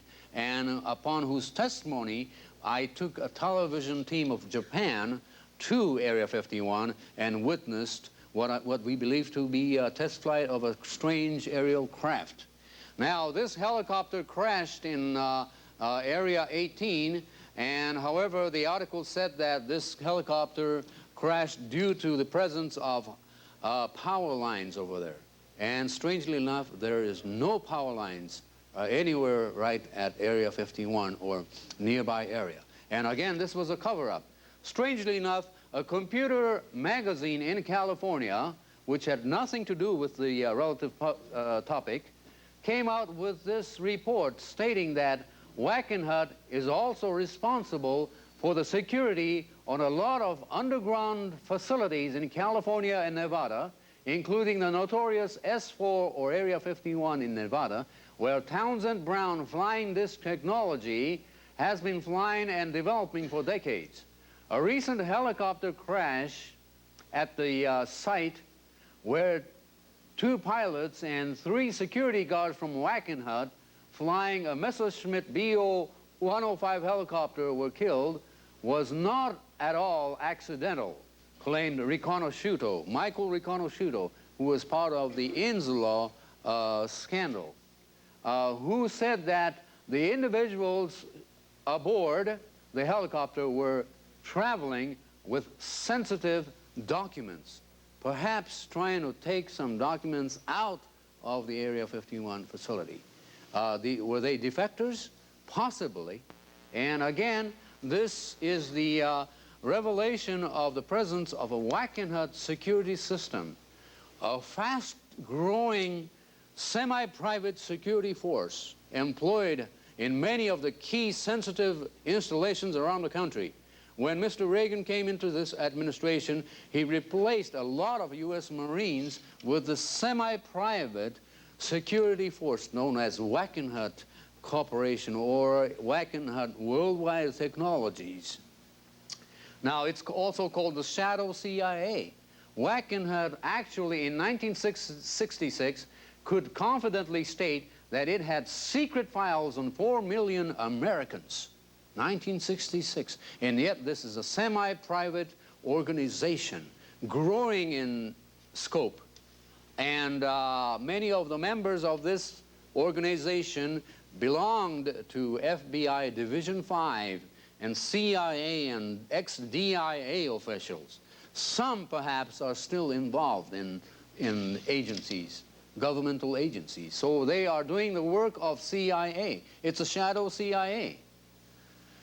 Now, speaking about technology that I had been talking about this evening, McDonnell Douglas came out with a report just about 10 years ago stating that they had a new series of helmets for pilots and specific suits for pilots that can make a pilot withstand at least 10 Gs or gravitation force. Did you know that astronauts have to endure at least 3 or 4 Gs for the takeoff, and without the precautions, the methods that to prevent disasters, they have to wear a certain type of suits. Without wearing the suit, any human being with 3 Gs will be crushed to death with the pressure, extreme pressure. But yet McDonnell Douglas 10 years ago already reported that they have this suit that can accommodate at least 10 Gs. So right now, 20 Gs, easy. Even if the aircraft makes a tremendous move, right angular turn, it's possible that it can withstand that type of pressure. Now, Washington Post just reported a couple of months ago that brain waves can now fly a plane. In fact, I heard from my air pilot of the American Airlines, who has some friends in the military, especially pilots. They're saying that now everything depends on the helmet. It's not what's in front of the cockpit, the window. They don't have to look in front of the airplane to fly some of these things. It's connected to a specialized helmet. There are screens inside the helmet and all kinds of attachments, and also they can actually direct a plane's course by the movement of your eyeballs, or the movement of your eyeballs to the side, to the left, or up or down. It's possible right now. It's an old technology, maybe 10, 15 years ago they began developing. And so with this turning of this head to the one side, they can now direct the course of that plane. In fact, there have been so many buttons in the cockpit, and that was one of the reasons for getting this technology. And now they even have a basic brainwave command system that can link with the computer in front of you and send a simple thought process translated into computer. Like imagining fast or slow or left or right. A simple command can now be translated into computerized language. And strange thing is, of course, it says in this article, similar techniques may one day allow an airplane pilot to operate certain controls merely by thinking, which is a lie right here. It's already perfected. Okay? And an Air Force program at Wright-Patterson Air Force Base in Dayton has demonstrated that brain-actuated control has moved a significant step beyond science fiction. When the Washington Post says so, it's already done. It's already done. And the interesting thing is this. This is, of course, it's a statement. Our subjects can't exactly describe what it is they learn to do, said Dr. Grant McMillan, director of the Bio-Cybernetics Project at Wright-Patterson Aeronautical System. Again, Wright-Patterson. Hangar 18. Hangar 18 was allegedly the hangar where a lot of these alleged crashed remains of the objects that was crashed in Roswell was allegedly transported. Hangar 18. Again, a symbolism. As I mentioned before, there is a new Hangar 18 at Area 51. Coming from Wright-Patterson Air Force Base, again, maybe there is a connection. Did you know that what's really high technology right now is really composite materials? Composite materials is what this is all about, the aeronautical industry concentrating on composite materials. We have now amazing metallic material that looks heavy, but yet you can bounce it off. You can throw this metallic material because it's so light you can't even bend it with a hammer. Those are the type of composite materials that are going to change the future. And they have been working on composite materials for the last 20, 30 years in places like Area 51. Now, I believe that we have a technology whereby we could have sent artificial material on the surface of the moon even as early as the late 1960s, possibly around 70s, or maybe even before. You see this NASA's photo released during the late 70s indicate an artificial object and its path on a lunar surface, and also another one right here, and a chain type of path, chain link type of a path. This is not a natural object. It's a path of an artificial object on the lunar surface. As I said, I wouldn't be surprised if we had a atmospheric vehicle that can get out of the atmosphere, and in fact, that's what they have at Area 51. Multi-mux, 11 times the speed of sound, 13 times the speed of sound, 17 times the speed of sound, whereby you can get out of the atmosphere without using the conventional technology, old technology like they've been doing 30 years in Florida, Cape Canaveral or Cape Kennedy, when they launched space shuttles. They've been using the same old ancient hydrogen liquid technology for the last 30 years with no sign of development. Isn't that strange? Hydrogen liquid for the last 30 years with no signs of development. Folks, this is just a show, because our entire economy is based on oil. Meanwhile, in places like Nevada, secret facility, they have developed things that can go out of the atmosphere without relying on rocketry.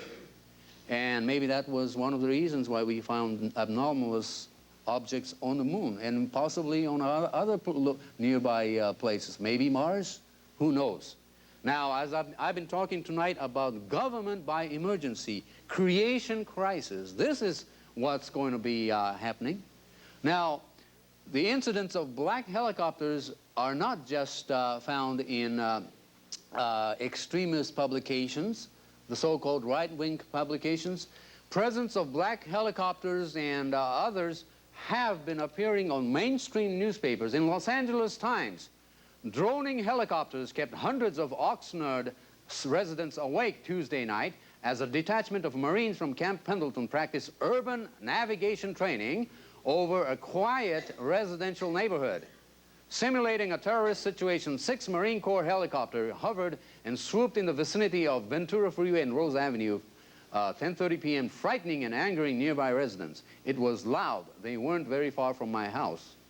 You could hear this glob, glob, glob. It was irritating, to say the least. They were right above our heads. I was thinking that somebody broke out of jail or something. The nighttime maneuvers were part of the 13th Marine Expeditionary Unit's 180-day training mission. Now, why were they doing something like this in a quiet residential neighborhood around 10:30 in the evening, perhaps midnight? And many reports say some of them do it midnight. Maybe they were doing some type of a house-to-house joint exercise maneuvering with maybe other agencies, working together with other agencies. It's coming from mainstream newspapers right now. Los Angeles Times even reported this presence of a Russian plane that landed with secret cargo in Alabama. I think this was just last year. Secret Russian cargo, bulky enough to fill one of the world's largest airplanes, has been delivered to Redstone Arsenal, an Army base in Huntsville, Alabama. Army officials admitted that truckloads of material were delivered by Russian AN-124 aircraft, but nobody would say what the cargo was. This is classified, said David Harris, a civilian public information officer at the base.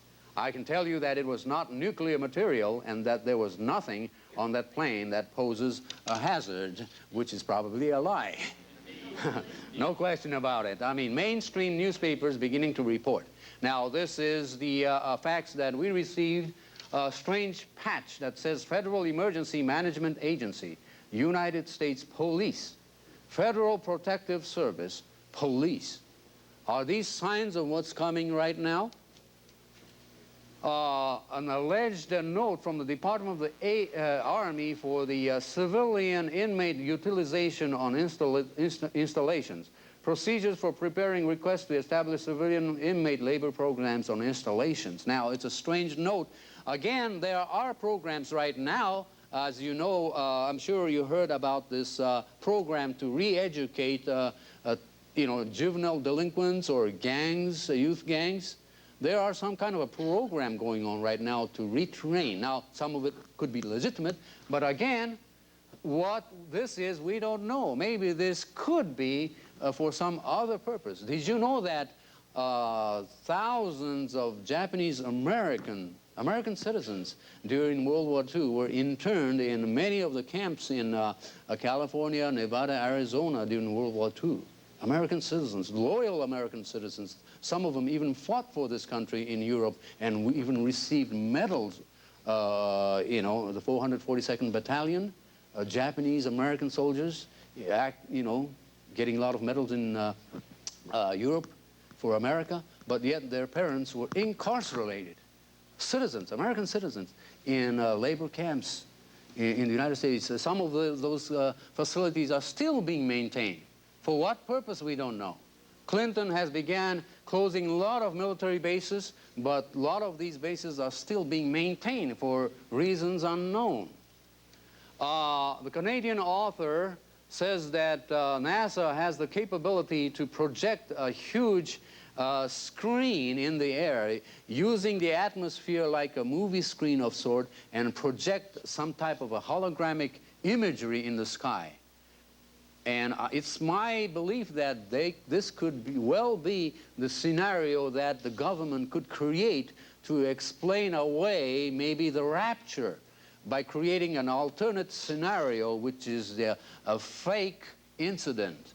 Now, in Nebraska last year, a lot of people saw blue flashes of light in the atmosphere, and the Los Alamos scientists said that this could be some type of experiment using the stratosphere and the electrons to create some kind of a signal.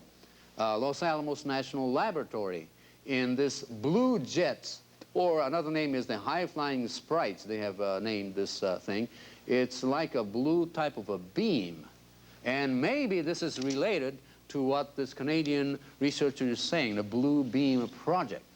Data holograms, this is very important for the military and for science. Everything is going into hologramic technology. Hologramic can be tridimensionally produced. Hologramic image of Leonardo da Vinci's Mona Lisa can actually be emitted in the atmosphere, in the clouds. That's how the technology is right now. Our technology is even astounding. They could possibly even have a localized vibration underground, maybe a localized quake of some kind. For example, U.S. Geological Survey scientists are now planning to detonate a series of ammonium nitrate potassium, allegedly to relieve the tension of some of the fault lines in California. Allegedly. Or are they planning on something? Localized vibrations or quake is possible by our technology. Scalar technology is not just a figment of imagination. These are some of the realistic items that we are discussing. Bertrand Russell made a strange statement. At present, the population of the world is increasing at about 58,000 per day. War so far has had no very great effect on this increase, which continued throughout each of the world wars. War has hitherto been disappointing in this respect, he says. But perhaps bacteriological war may prove effective. If a Black Death could spread throughout the world once in every generation, survivors could procreate freely without making the world too full. A strange statement.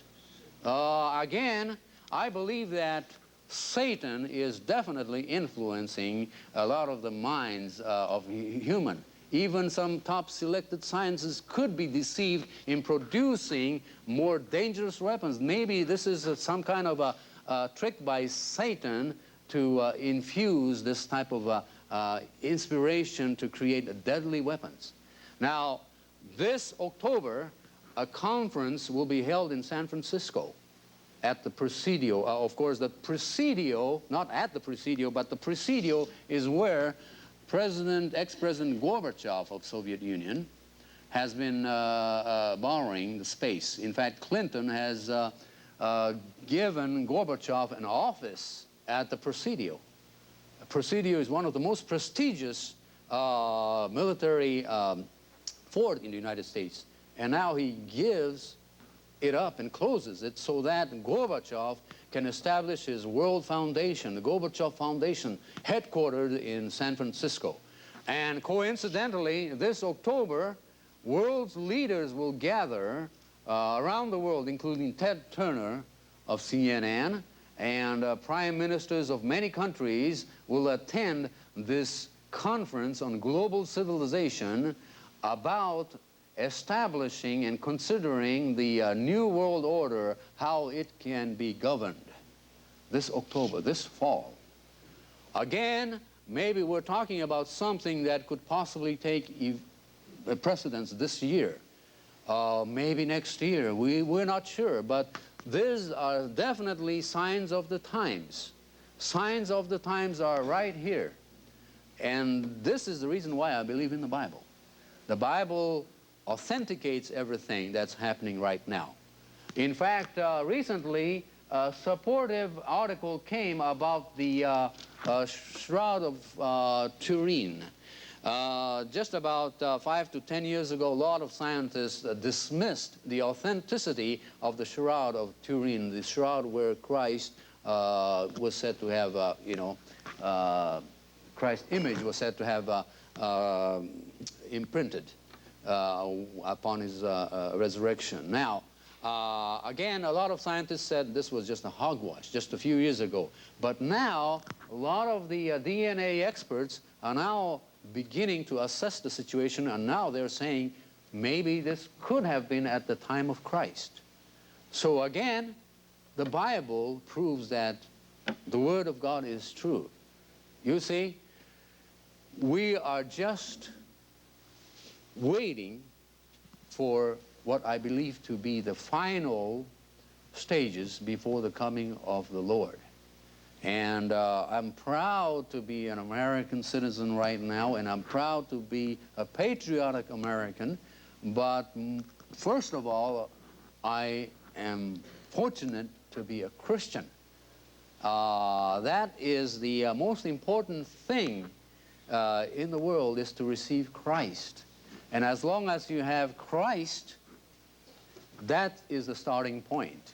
If you don't have Christ, you cannot even go to the starting point. That's what the Bible says. To receive Christ is, of course, just the beginning. You can receive Christ and end with that, but the Bible says that we have to continuously grow and continuously occupy ourselves until the coming of the Lord. And again, I thank each one of you who came tonight to hear this presentation, and may God bless you and protect each one of you and your loved ones, particularly during these turbulent and perilous times we're living in, because the Lord's coming is right at the door. Thank you very much, and God bless all of you. Thank you.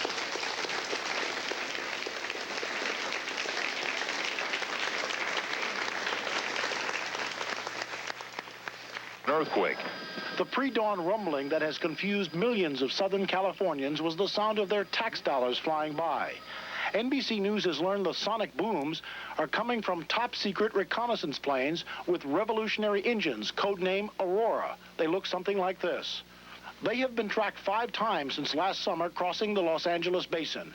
Jim Morey, a Caltech seismologist, says the plane's sonic booms trigger his instruments every time.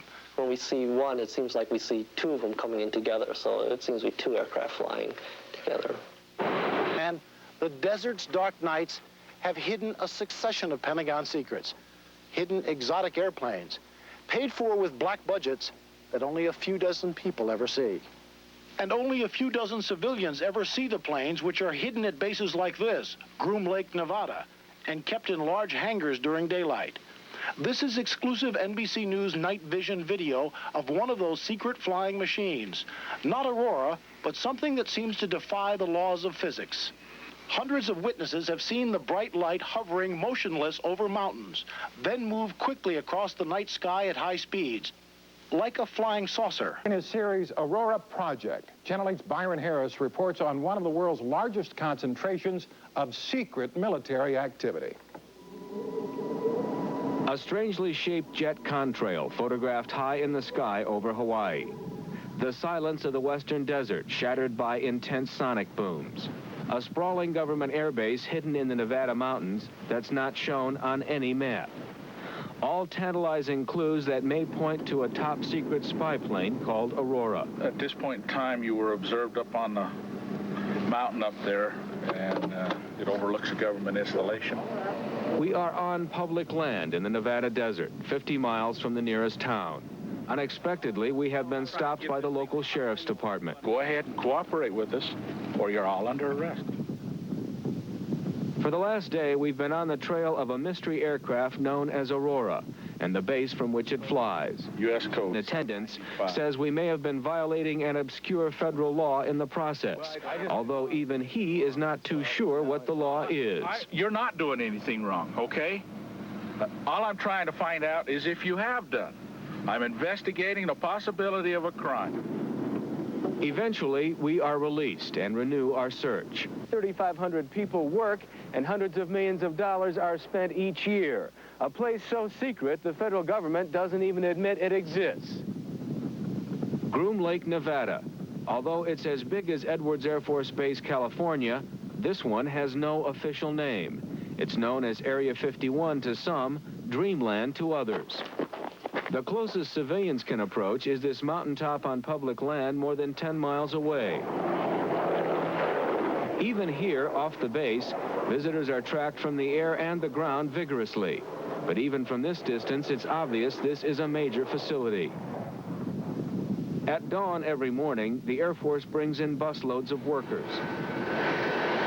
Meanwhile, in Las Vegas, 100 miles away, other employees board their own airline, known as Janet, to fly them to the base for work. 5 flights a day go from here to Groom Lake. It is a Thursday morning, the day Aurora usually flies. With us is Jim Goodall, an aerospace expert who's been watching Groom Lake for years. He's never seen Aurora, but he has heard it, a sound he says he'll never forget. We were so taken back by the intensity of the sound that we were stunned. We just stood there. The noise was coming from 18 miles away with a mountain range in between us, and you could physically feel the noise. A series of unusually intense sonic booms has rocked Southern California over the last 3 years. As a taxpayer, he'd like to know more about so-called black programs which are kept from the public eye. Groom Lake is their most probable home, since, like them, it technically does not exist. And when you have no accountability, I don't care what your intentions are, when you have zero accountability and no one overlooking your shoulder to see how that money is being spent, the possibilities of abuse increase dramatically. It's undeniable that something is going on.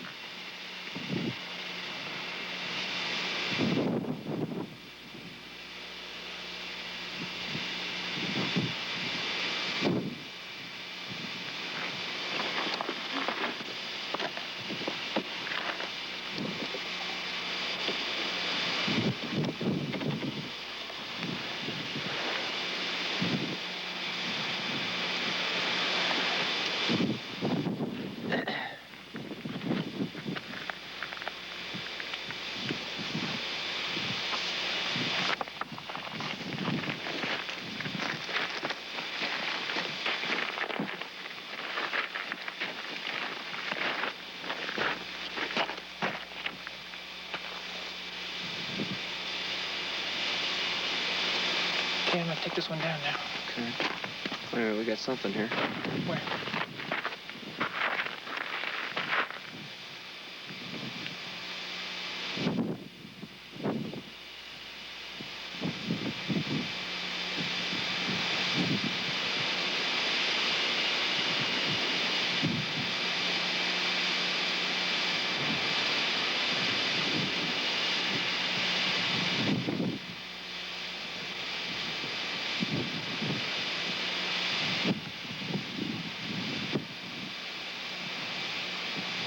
Might just be a car.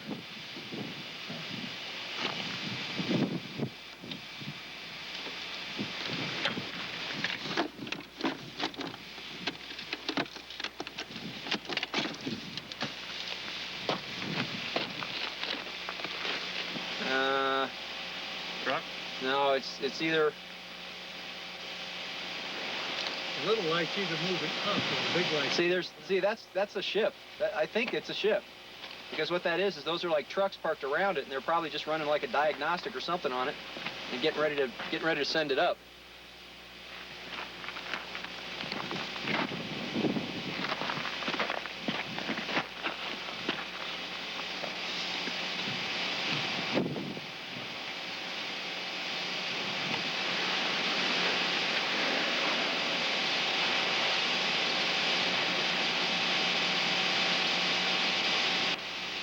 Clear far over to the left. To the right. Above the mountain. That's it. That's one. Right there. You see that? What? Yeah. Over to the right. Up over the mountains. Oh,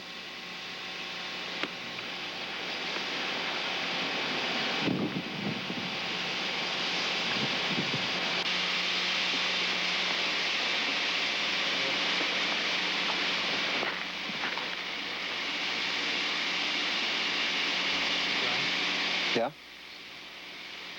Do you see it? Right there. To the right. That's it. Okay, you guys got it. Get on your camera.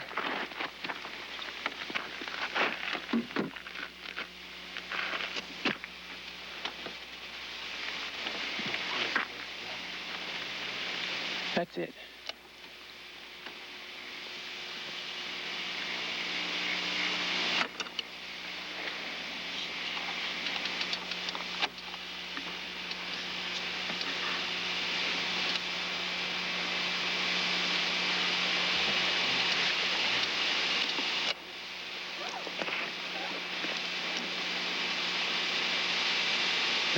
find the damn thing.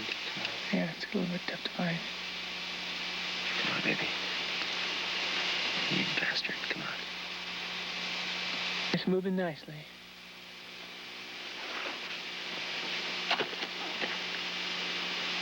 It's 4:51. She's here.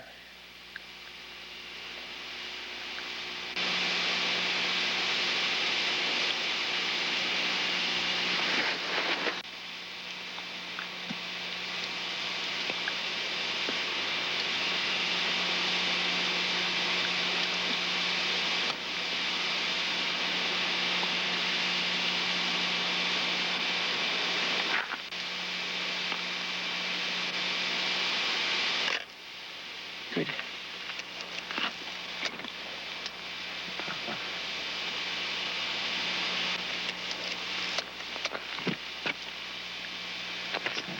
You getting this? Yeah.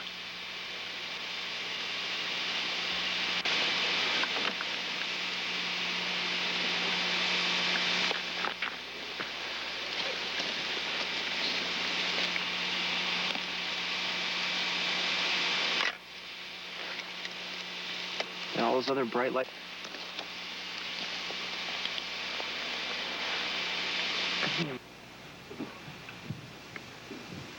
There it is.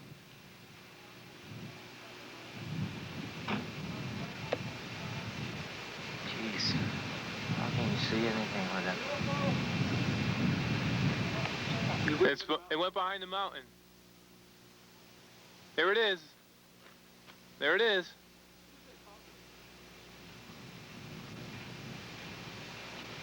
One more time. Okay. Test flying over there. I see one. Huh? Yeah. Test flying is, it's going to continue for the next stop. Wait, there it is. Yeah. Yeah, it's flying over there.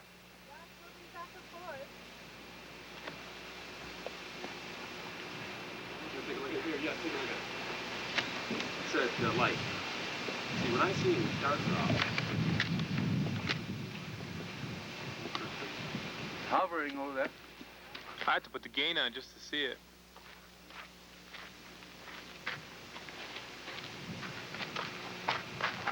Boy, am I better. Yeah, right.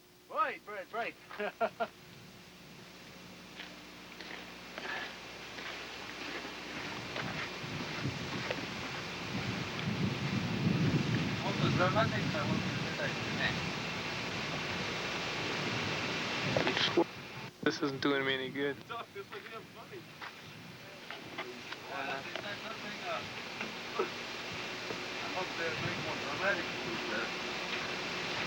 You see it doing zigzags before? Yeah. It's flying all right. You just went back and forth.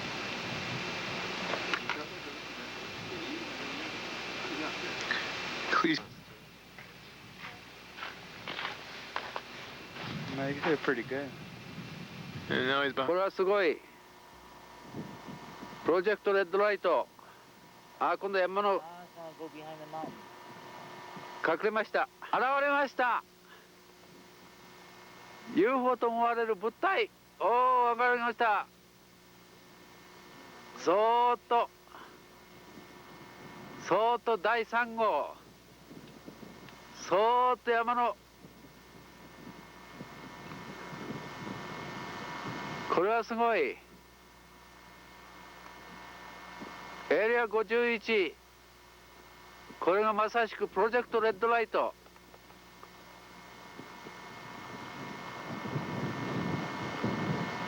This is the second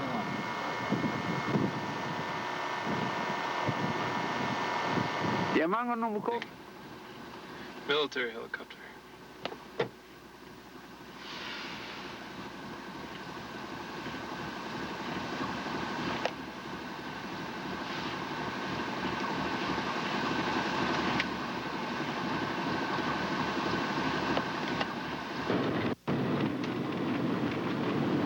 I can't see it. There it is. It's a military helicopter right down in front of me.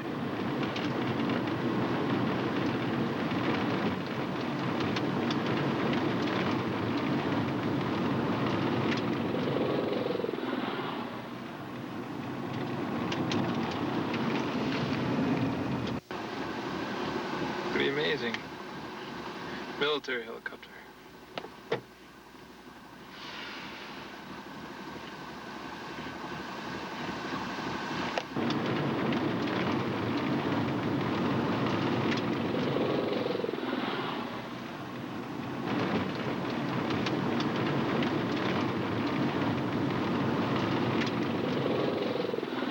Example of Lincoln County Sheriff. しかし我々がここにいることを一体どうやって知ったのだろう。1990 in February. I can assure you, we're a bunch of guys with camera waiting for that light to go around. Yeah, I can see that. What I'm going to need to do is, who's the head of the group? I'm the head of the group. Okay. What I need to do is maybe get some identification. 私たちがこの場所にいることが法に触れるのかどうかと尋ねても、警察官はそのことには一切答えず、私たちのパスポートから名前とナンバーをチェックすると、何事もなかったかのようにその場を立ち去った。Usually every Wednesday night. But before they come here... taking place in Area 51. This is 1990 when I took a Nippon television network over there by the mailbox area. February the 21st, 1990, we suddenly saw a bright object coming out above the hills. We were so surprised, and you can see the background, the excitement right there. Suddenly the object appeared, and all the cameras were on tripods. Nothing was moving. All the cameras were moving sideways, not up and down. Actually, this is what happened. Above the jumbled hills, this strange light came, and suddenly it went down, just like that. Down and then up again, and continued its path, rightward path. So this is one of the most amazing things experienced. So the camera moved from left to right, but not from up to down. Now this is the movement of sideways, and then suddenly the object disappears in midair, and then comes up again, right now. This amazing video was taken by Nippon Television Network again. This was in May of 1990. Suddenly a strange reddish object appeared over the mountain, and people were getting out of the van. The television crew was getting out, and they set up the camera right there. Actually, they didn't set up the camera. Now you can see the amazing movement of that reddish object making some kind of a jump. They're so surprised by this, and again they're going to indicate the second by second replay, where it clearly shows the sudden position of the change. 1/30th of a second, the object moves down, actually. Once again, instantaneous location. Again, you can look at this film, suddenly changes the position 1/30th of a second. One of the most amazing things. Once again, going down like that, jumping.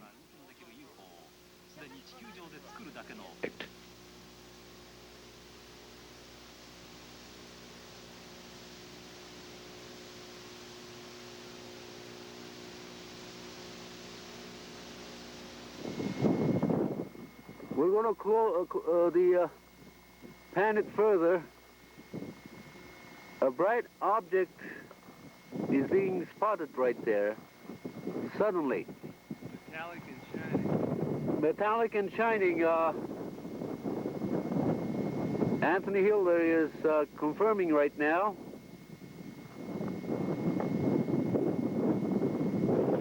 This is just about the same area that I saw a similar metallic object definitely floating around, and we're witnessing right now, 9:58 a.m., March 1st, 1994. This was just unexpected. It's still right there. As you can see, way yonder,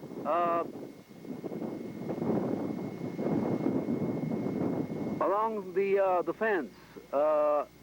And this is the very same area where several years ago a tremendous sighting took place. And I'm just completely baffled right now. So is Mr. Anthony Hilder.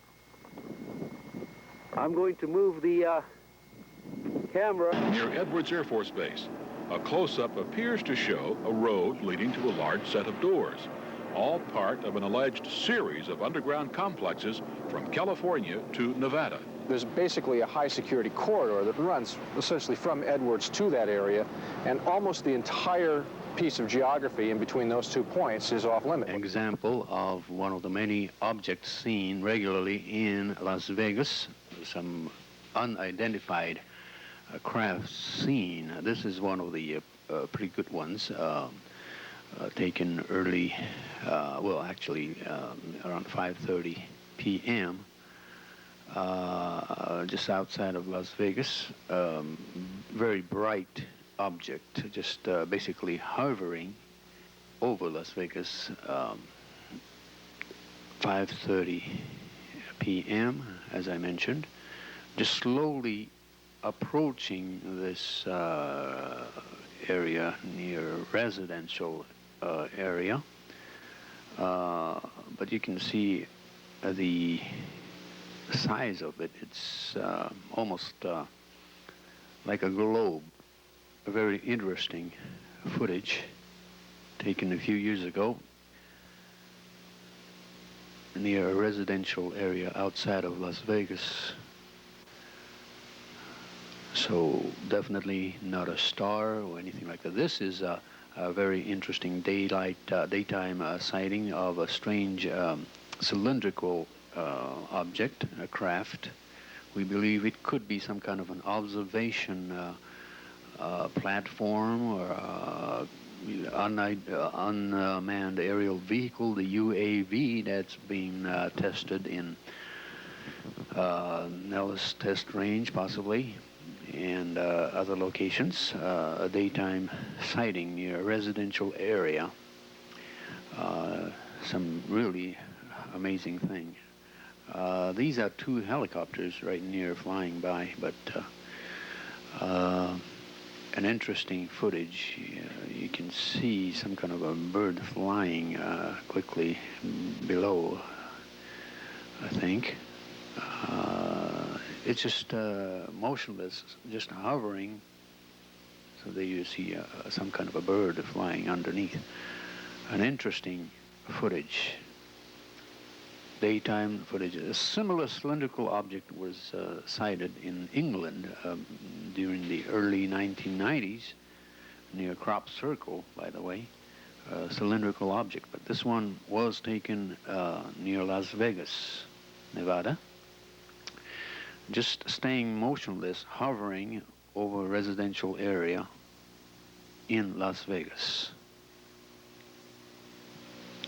This is a very interesting footage taken in Las Vegas, Nevada. Again, suddenly an object appears almost near that building. This was taken from Hotel Rio in Las Vegas. An object appears suddenly, and this was at the time of a lightning. There was a lightning and thunder that night in Las Vegas. You can see the lightning, and then the object appears to be approaching, and you can see the lightning. And what's amazing is that in a few more minutes we'll show you the enhancement of this photo. Very interesting enhancement. The object right now is moving slightly towards the right of that building. It's another hotel in Las Vegas. Well, this is an enhancement of that object by Asahi Television in Japan. To its great astonishment, the object, again, this footage was sent to Japan, TV Asahi, where they enhanced this picture by computer, and lo and behold, you can see the windows, what look to be windows. This footage was sent to TV Asahi in Japan, where they enhanced that image, and you can clearly see what looks like windows and also rotating. The entire object seemed to be rotating, so it's something that's really strange, this disc-shaped craft. We'll get you live on.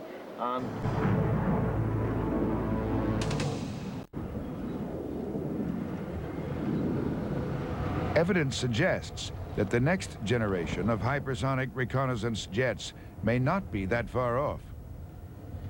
That even now, men are streaking to the edge of space faster than ever before.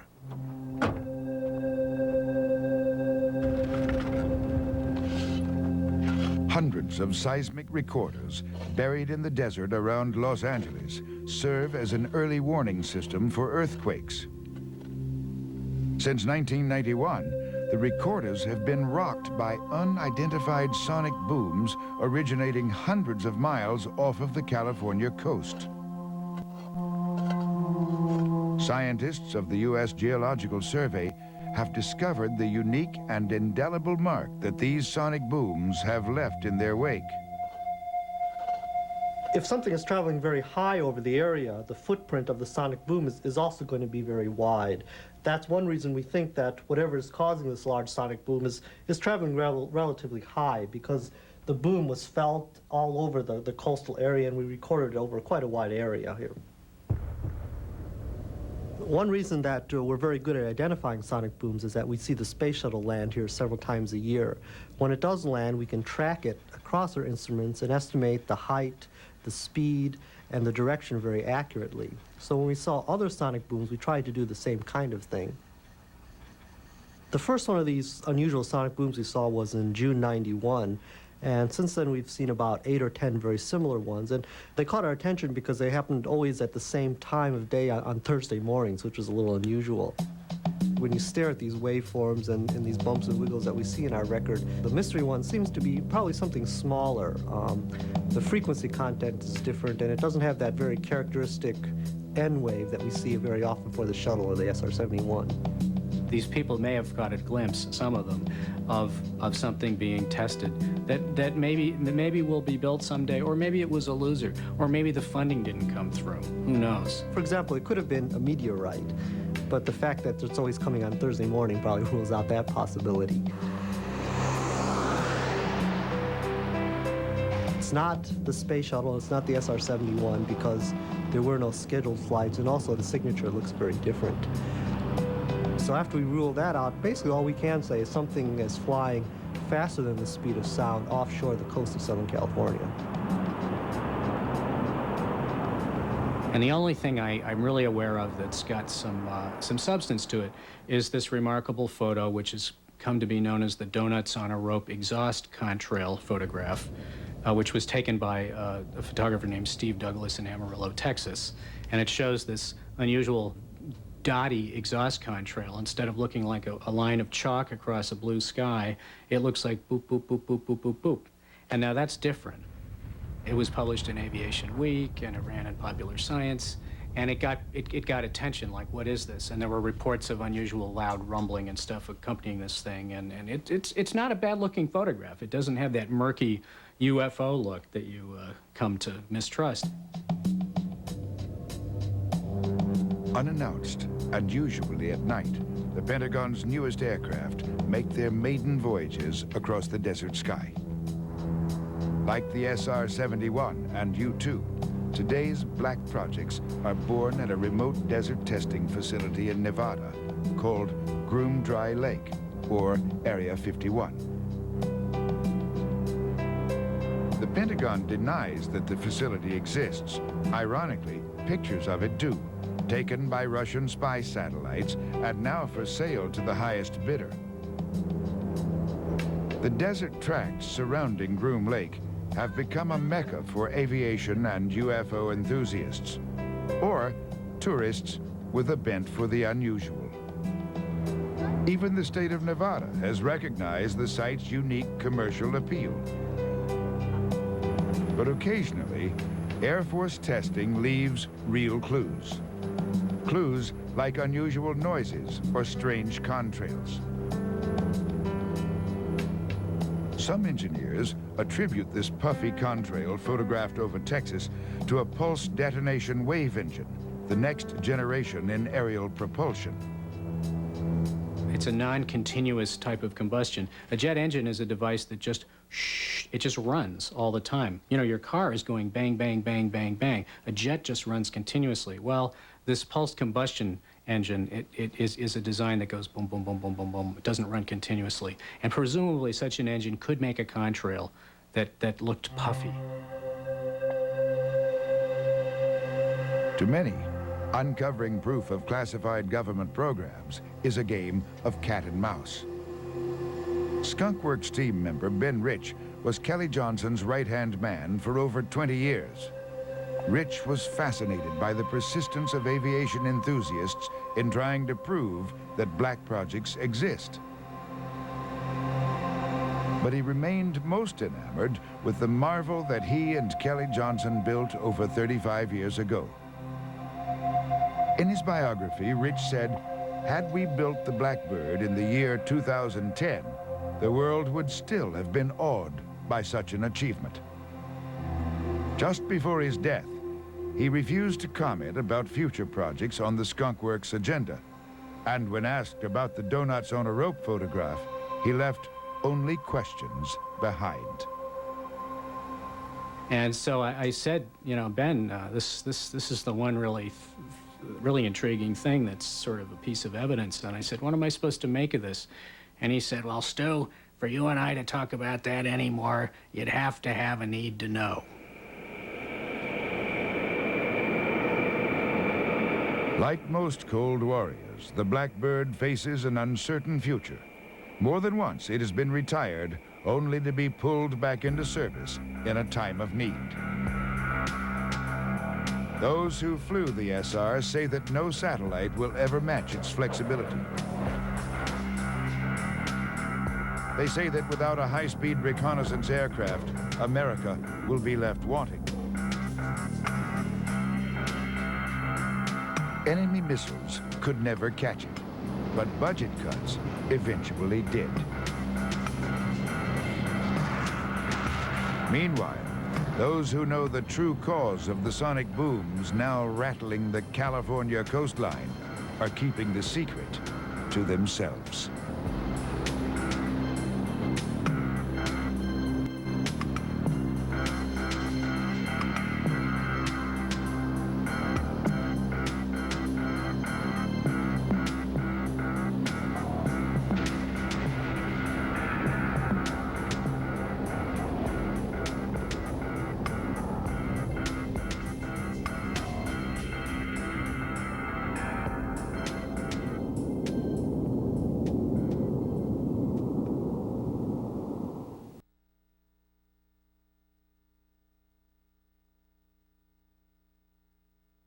Southern Californians was the sound of their tax dollars flying by. NBC News has learned the sonic booms are coming from top-secret reconnaissance planes with revolutionary engines, codename Aurora. They look something like this. They have been tracked 5 times since last summer crossing the Los Angeles basin. Jim Morey, a Caltech seismologist, says the plane's sonic booms trigger his instruments every time. When we see one, it seems like we see 2 of them coming in together, so it seems to be 2 aircraft flying together.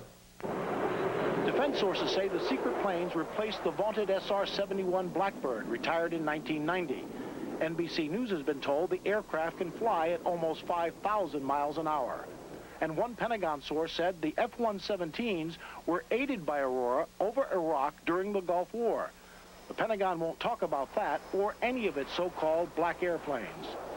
You see, for decades, those California mountains, this vast Nevada wasteland, the desert's dark nights have hidden a succession of Pentagon secrets, hidden exotic airplanes, paid for with black budgets that only a few dozen people ever see.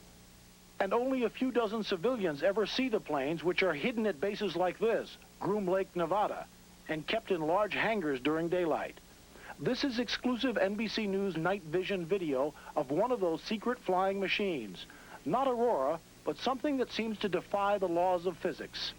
Hundreds of witnesses have seen the bright light hovering motionless over mountains, then move quickly across the night sky at high speeds, like a flying saucer. A general who flew the F-117 says spending for secret airplanes is still needed, and the public ought to trust the Pentagon. There are other black programs. And one thing I do know about those that I have seen or been associated with, they're all exceptionally well thought out, and there is no huge waste of taxpayers' dollars. Nothing like that whatsoever. But Congress is less inclined to take the Pentagon's word for it now that the arms race is over. Aurora and others may be the last of the so-called black airplanes. Tom? It's nice to have the general's reassuring words, Fred, but how much does all this cost? We think that these planes were built at Lockheed Skunk Works in Burbank, California over the last 4 or 5 years at something over $1 billion a year, and they're probably finished with the program. Some 4,000 workers were involved, Tom, so anywhere between $6 and $8 billion. Thank you very much, Fred Francis. The Lockheed Skunk Works, California. Generations of deep black aircraft were built here. In recent years, its parking lot has remained full. Yet officially, it has little work underway. Too little to explain all the activity. Production of its Blackbird spy plane is long finished. Its last contract was for the stealth fighter. That is near completion. It cannot explain the work being done behind closed doors. Is a new, deep black triangular aircraft being built? Aviation experts suspect that the answer lies in a 1985 Pentagon document. A mysterious aircraft codenamed Aurora Project was accidentally included alongside budgets for the U-2 and Blackbird spy planes. There has been no mention of it since. The first thing I heard about Aurora was that air traffic controllers out on the West Coast were being told to expect very high-speed targets on their radar screens, that it was a classified program, that they weren't to panic and they weren't to report it to anybody else. The next piece of information, and the one that I think really started me investigating the Aurora story, was a sequence of sonic booms over California. On Thursday, June 18th, 1992, at 7 in the morning, and on 6 other Thursdays at the same hour in the preceding year, there was a minor tremor in Los Angeles.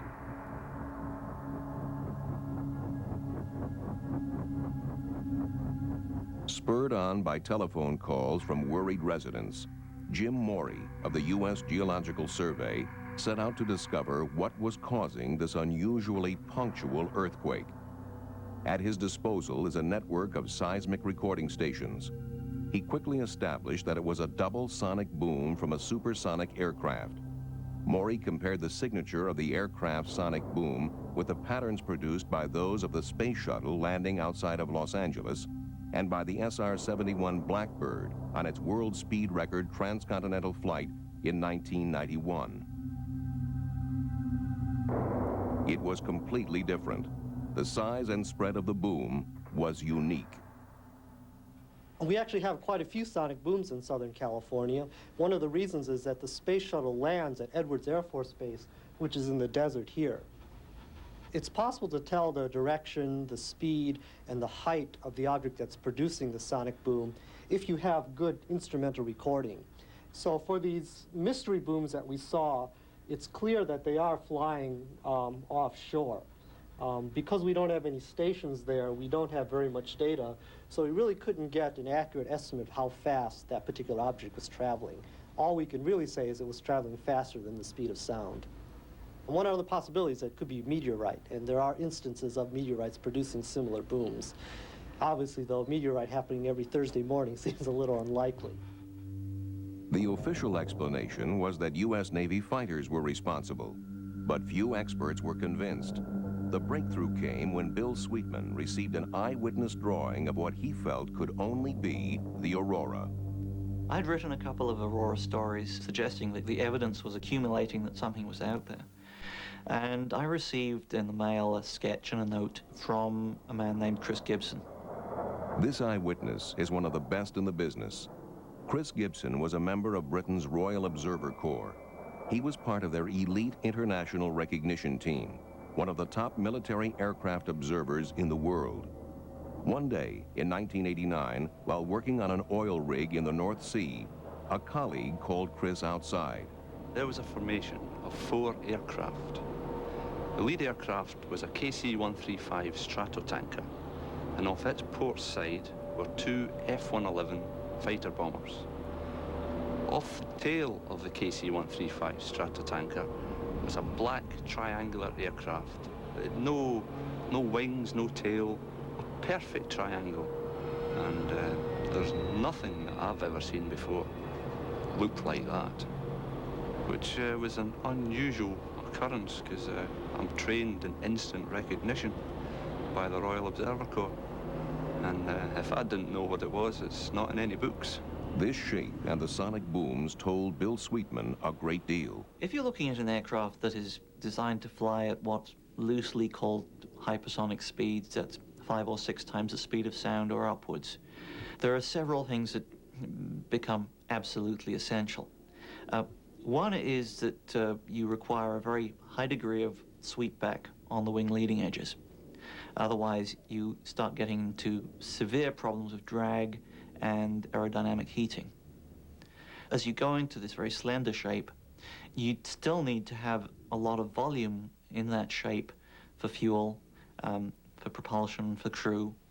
And the best way to provide that is to blend the wing and the body together. You get a very characteristic, highly blended triangular shape, which is, in plan view, identical to what Chris saw.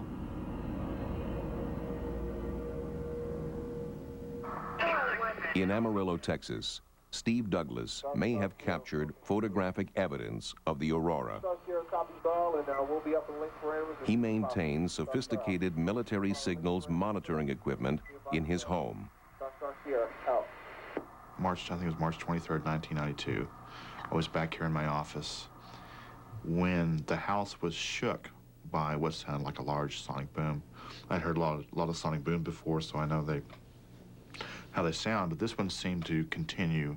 It wasn't just a crack boom and left. It was a rather large shudder that you could feel in your chest, and the windows vibrated. And that's when I saw this very high-speed aircraft flying over the house at incredible rates. I grabbed my camera, knowing it was something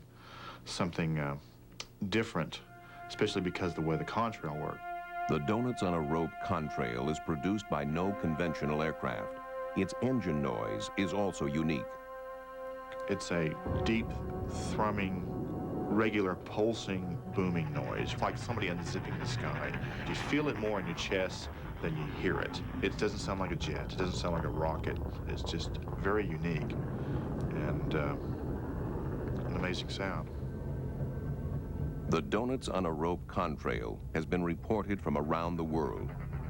This never-before-seen footage was taken by an amateur cameraman from a transatlantic passenger jet. It is very hard to hide an aircraft like the Aurora. Steve switched on his radios. On a military frequency reserved for spy satellites, he heard the call sign, Dark Star. Dark Star Sierra for mission crew. Dark Star Sierra for mission crew. Dark Star Sierra for mission crew. Dark Star Sierra formation. Be advised for that. Dark Star Sierra, out. I'd never heard Dark Star before, and I keep lists of thousands of call signs. The contrail and engine noise are the signature of a pulsed detonation engine, the kind of engine necessary to fly at hypersonic speeds.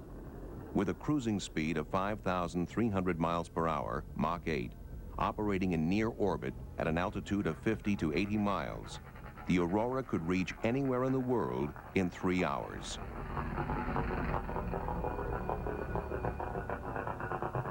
But not everyone believes the aurora exists.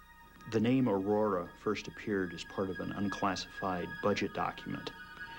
It was assumed by people that this is referring to a hypersonic aircraft program. Ben Rich, the former head of the Skunk Works, however, later revealed that this was actually the funding item for the development of the B-2 bomber, that it had nothing to do with a hypersonic airplane, and he has flatly said that such an airplane does not exist. Aurora is not a belief system. Aurora is a continuing investigation which is not yet closed. Personally, I think that there's overwhelming evidence that there is a high-speed program out there. Like the deep black projects that came before it, the Aurora's existence is still denied. If the Aurora does exist, its main test base would probably be Dreamland at Groom Lake, Area 51, in the Nevada nuclear test site. But something else entirely is rumored to be flown here: captured alien spacecraft. Dreamland has become the focus of those who say that there is a government conspiracy to cover up alien contact.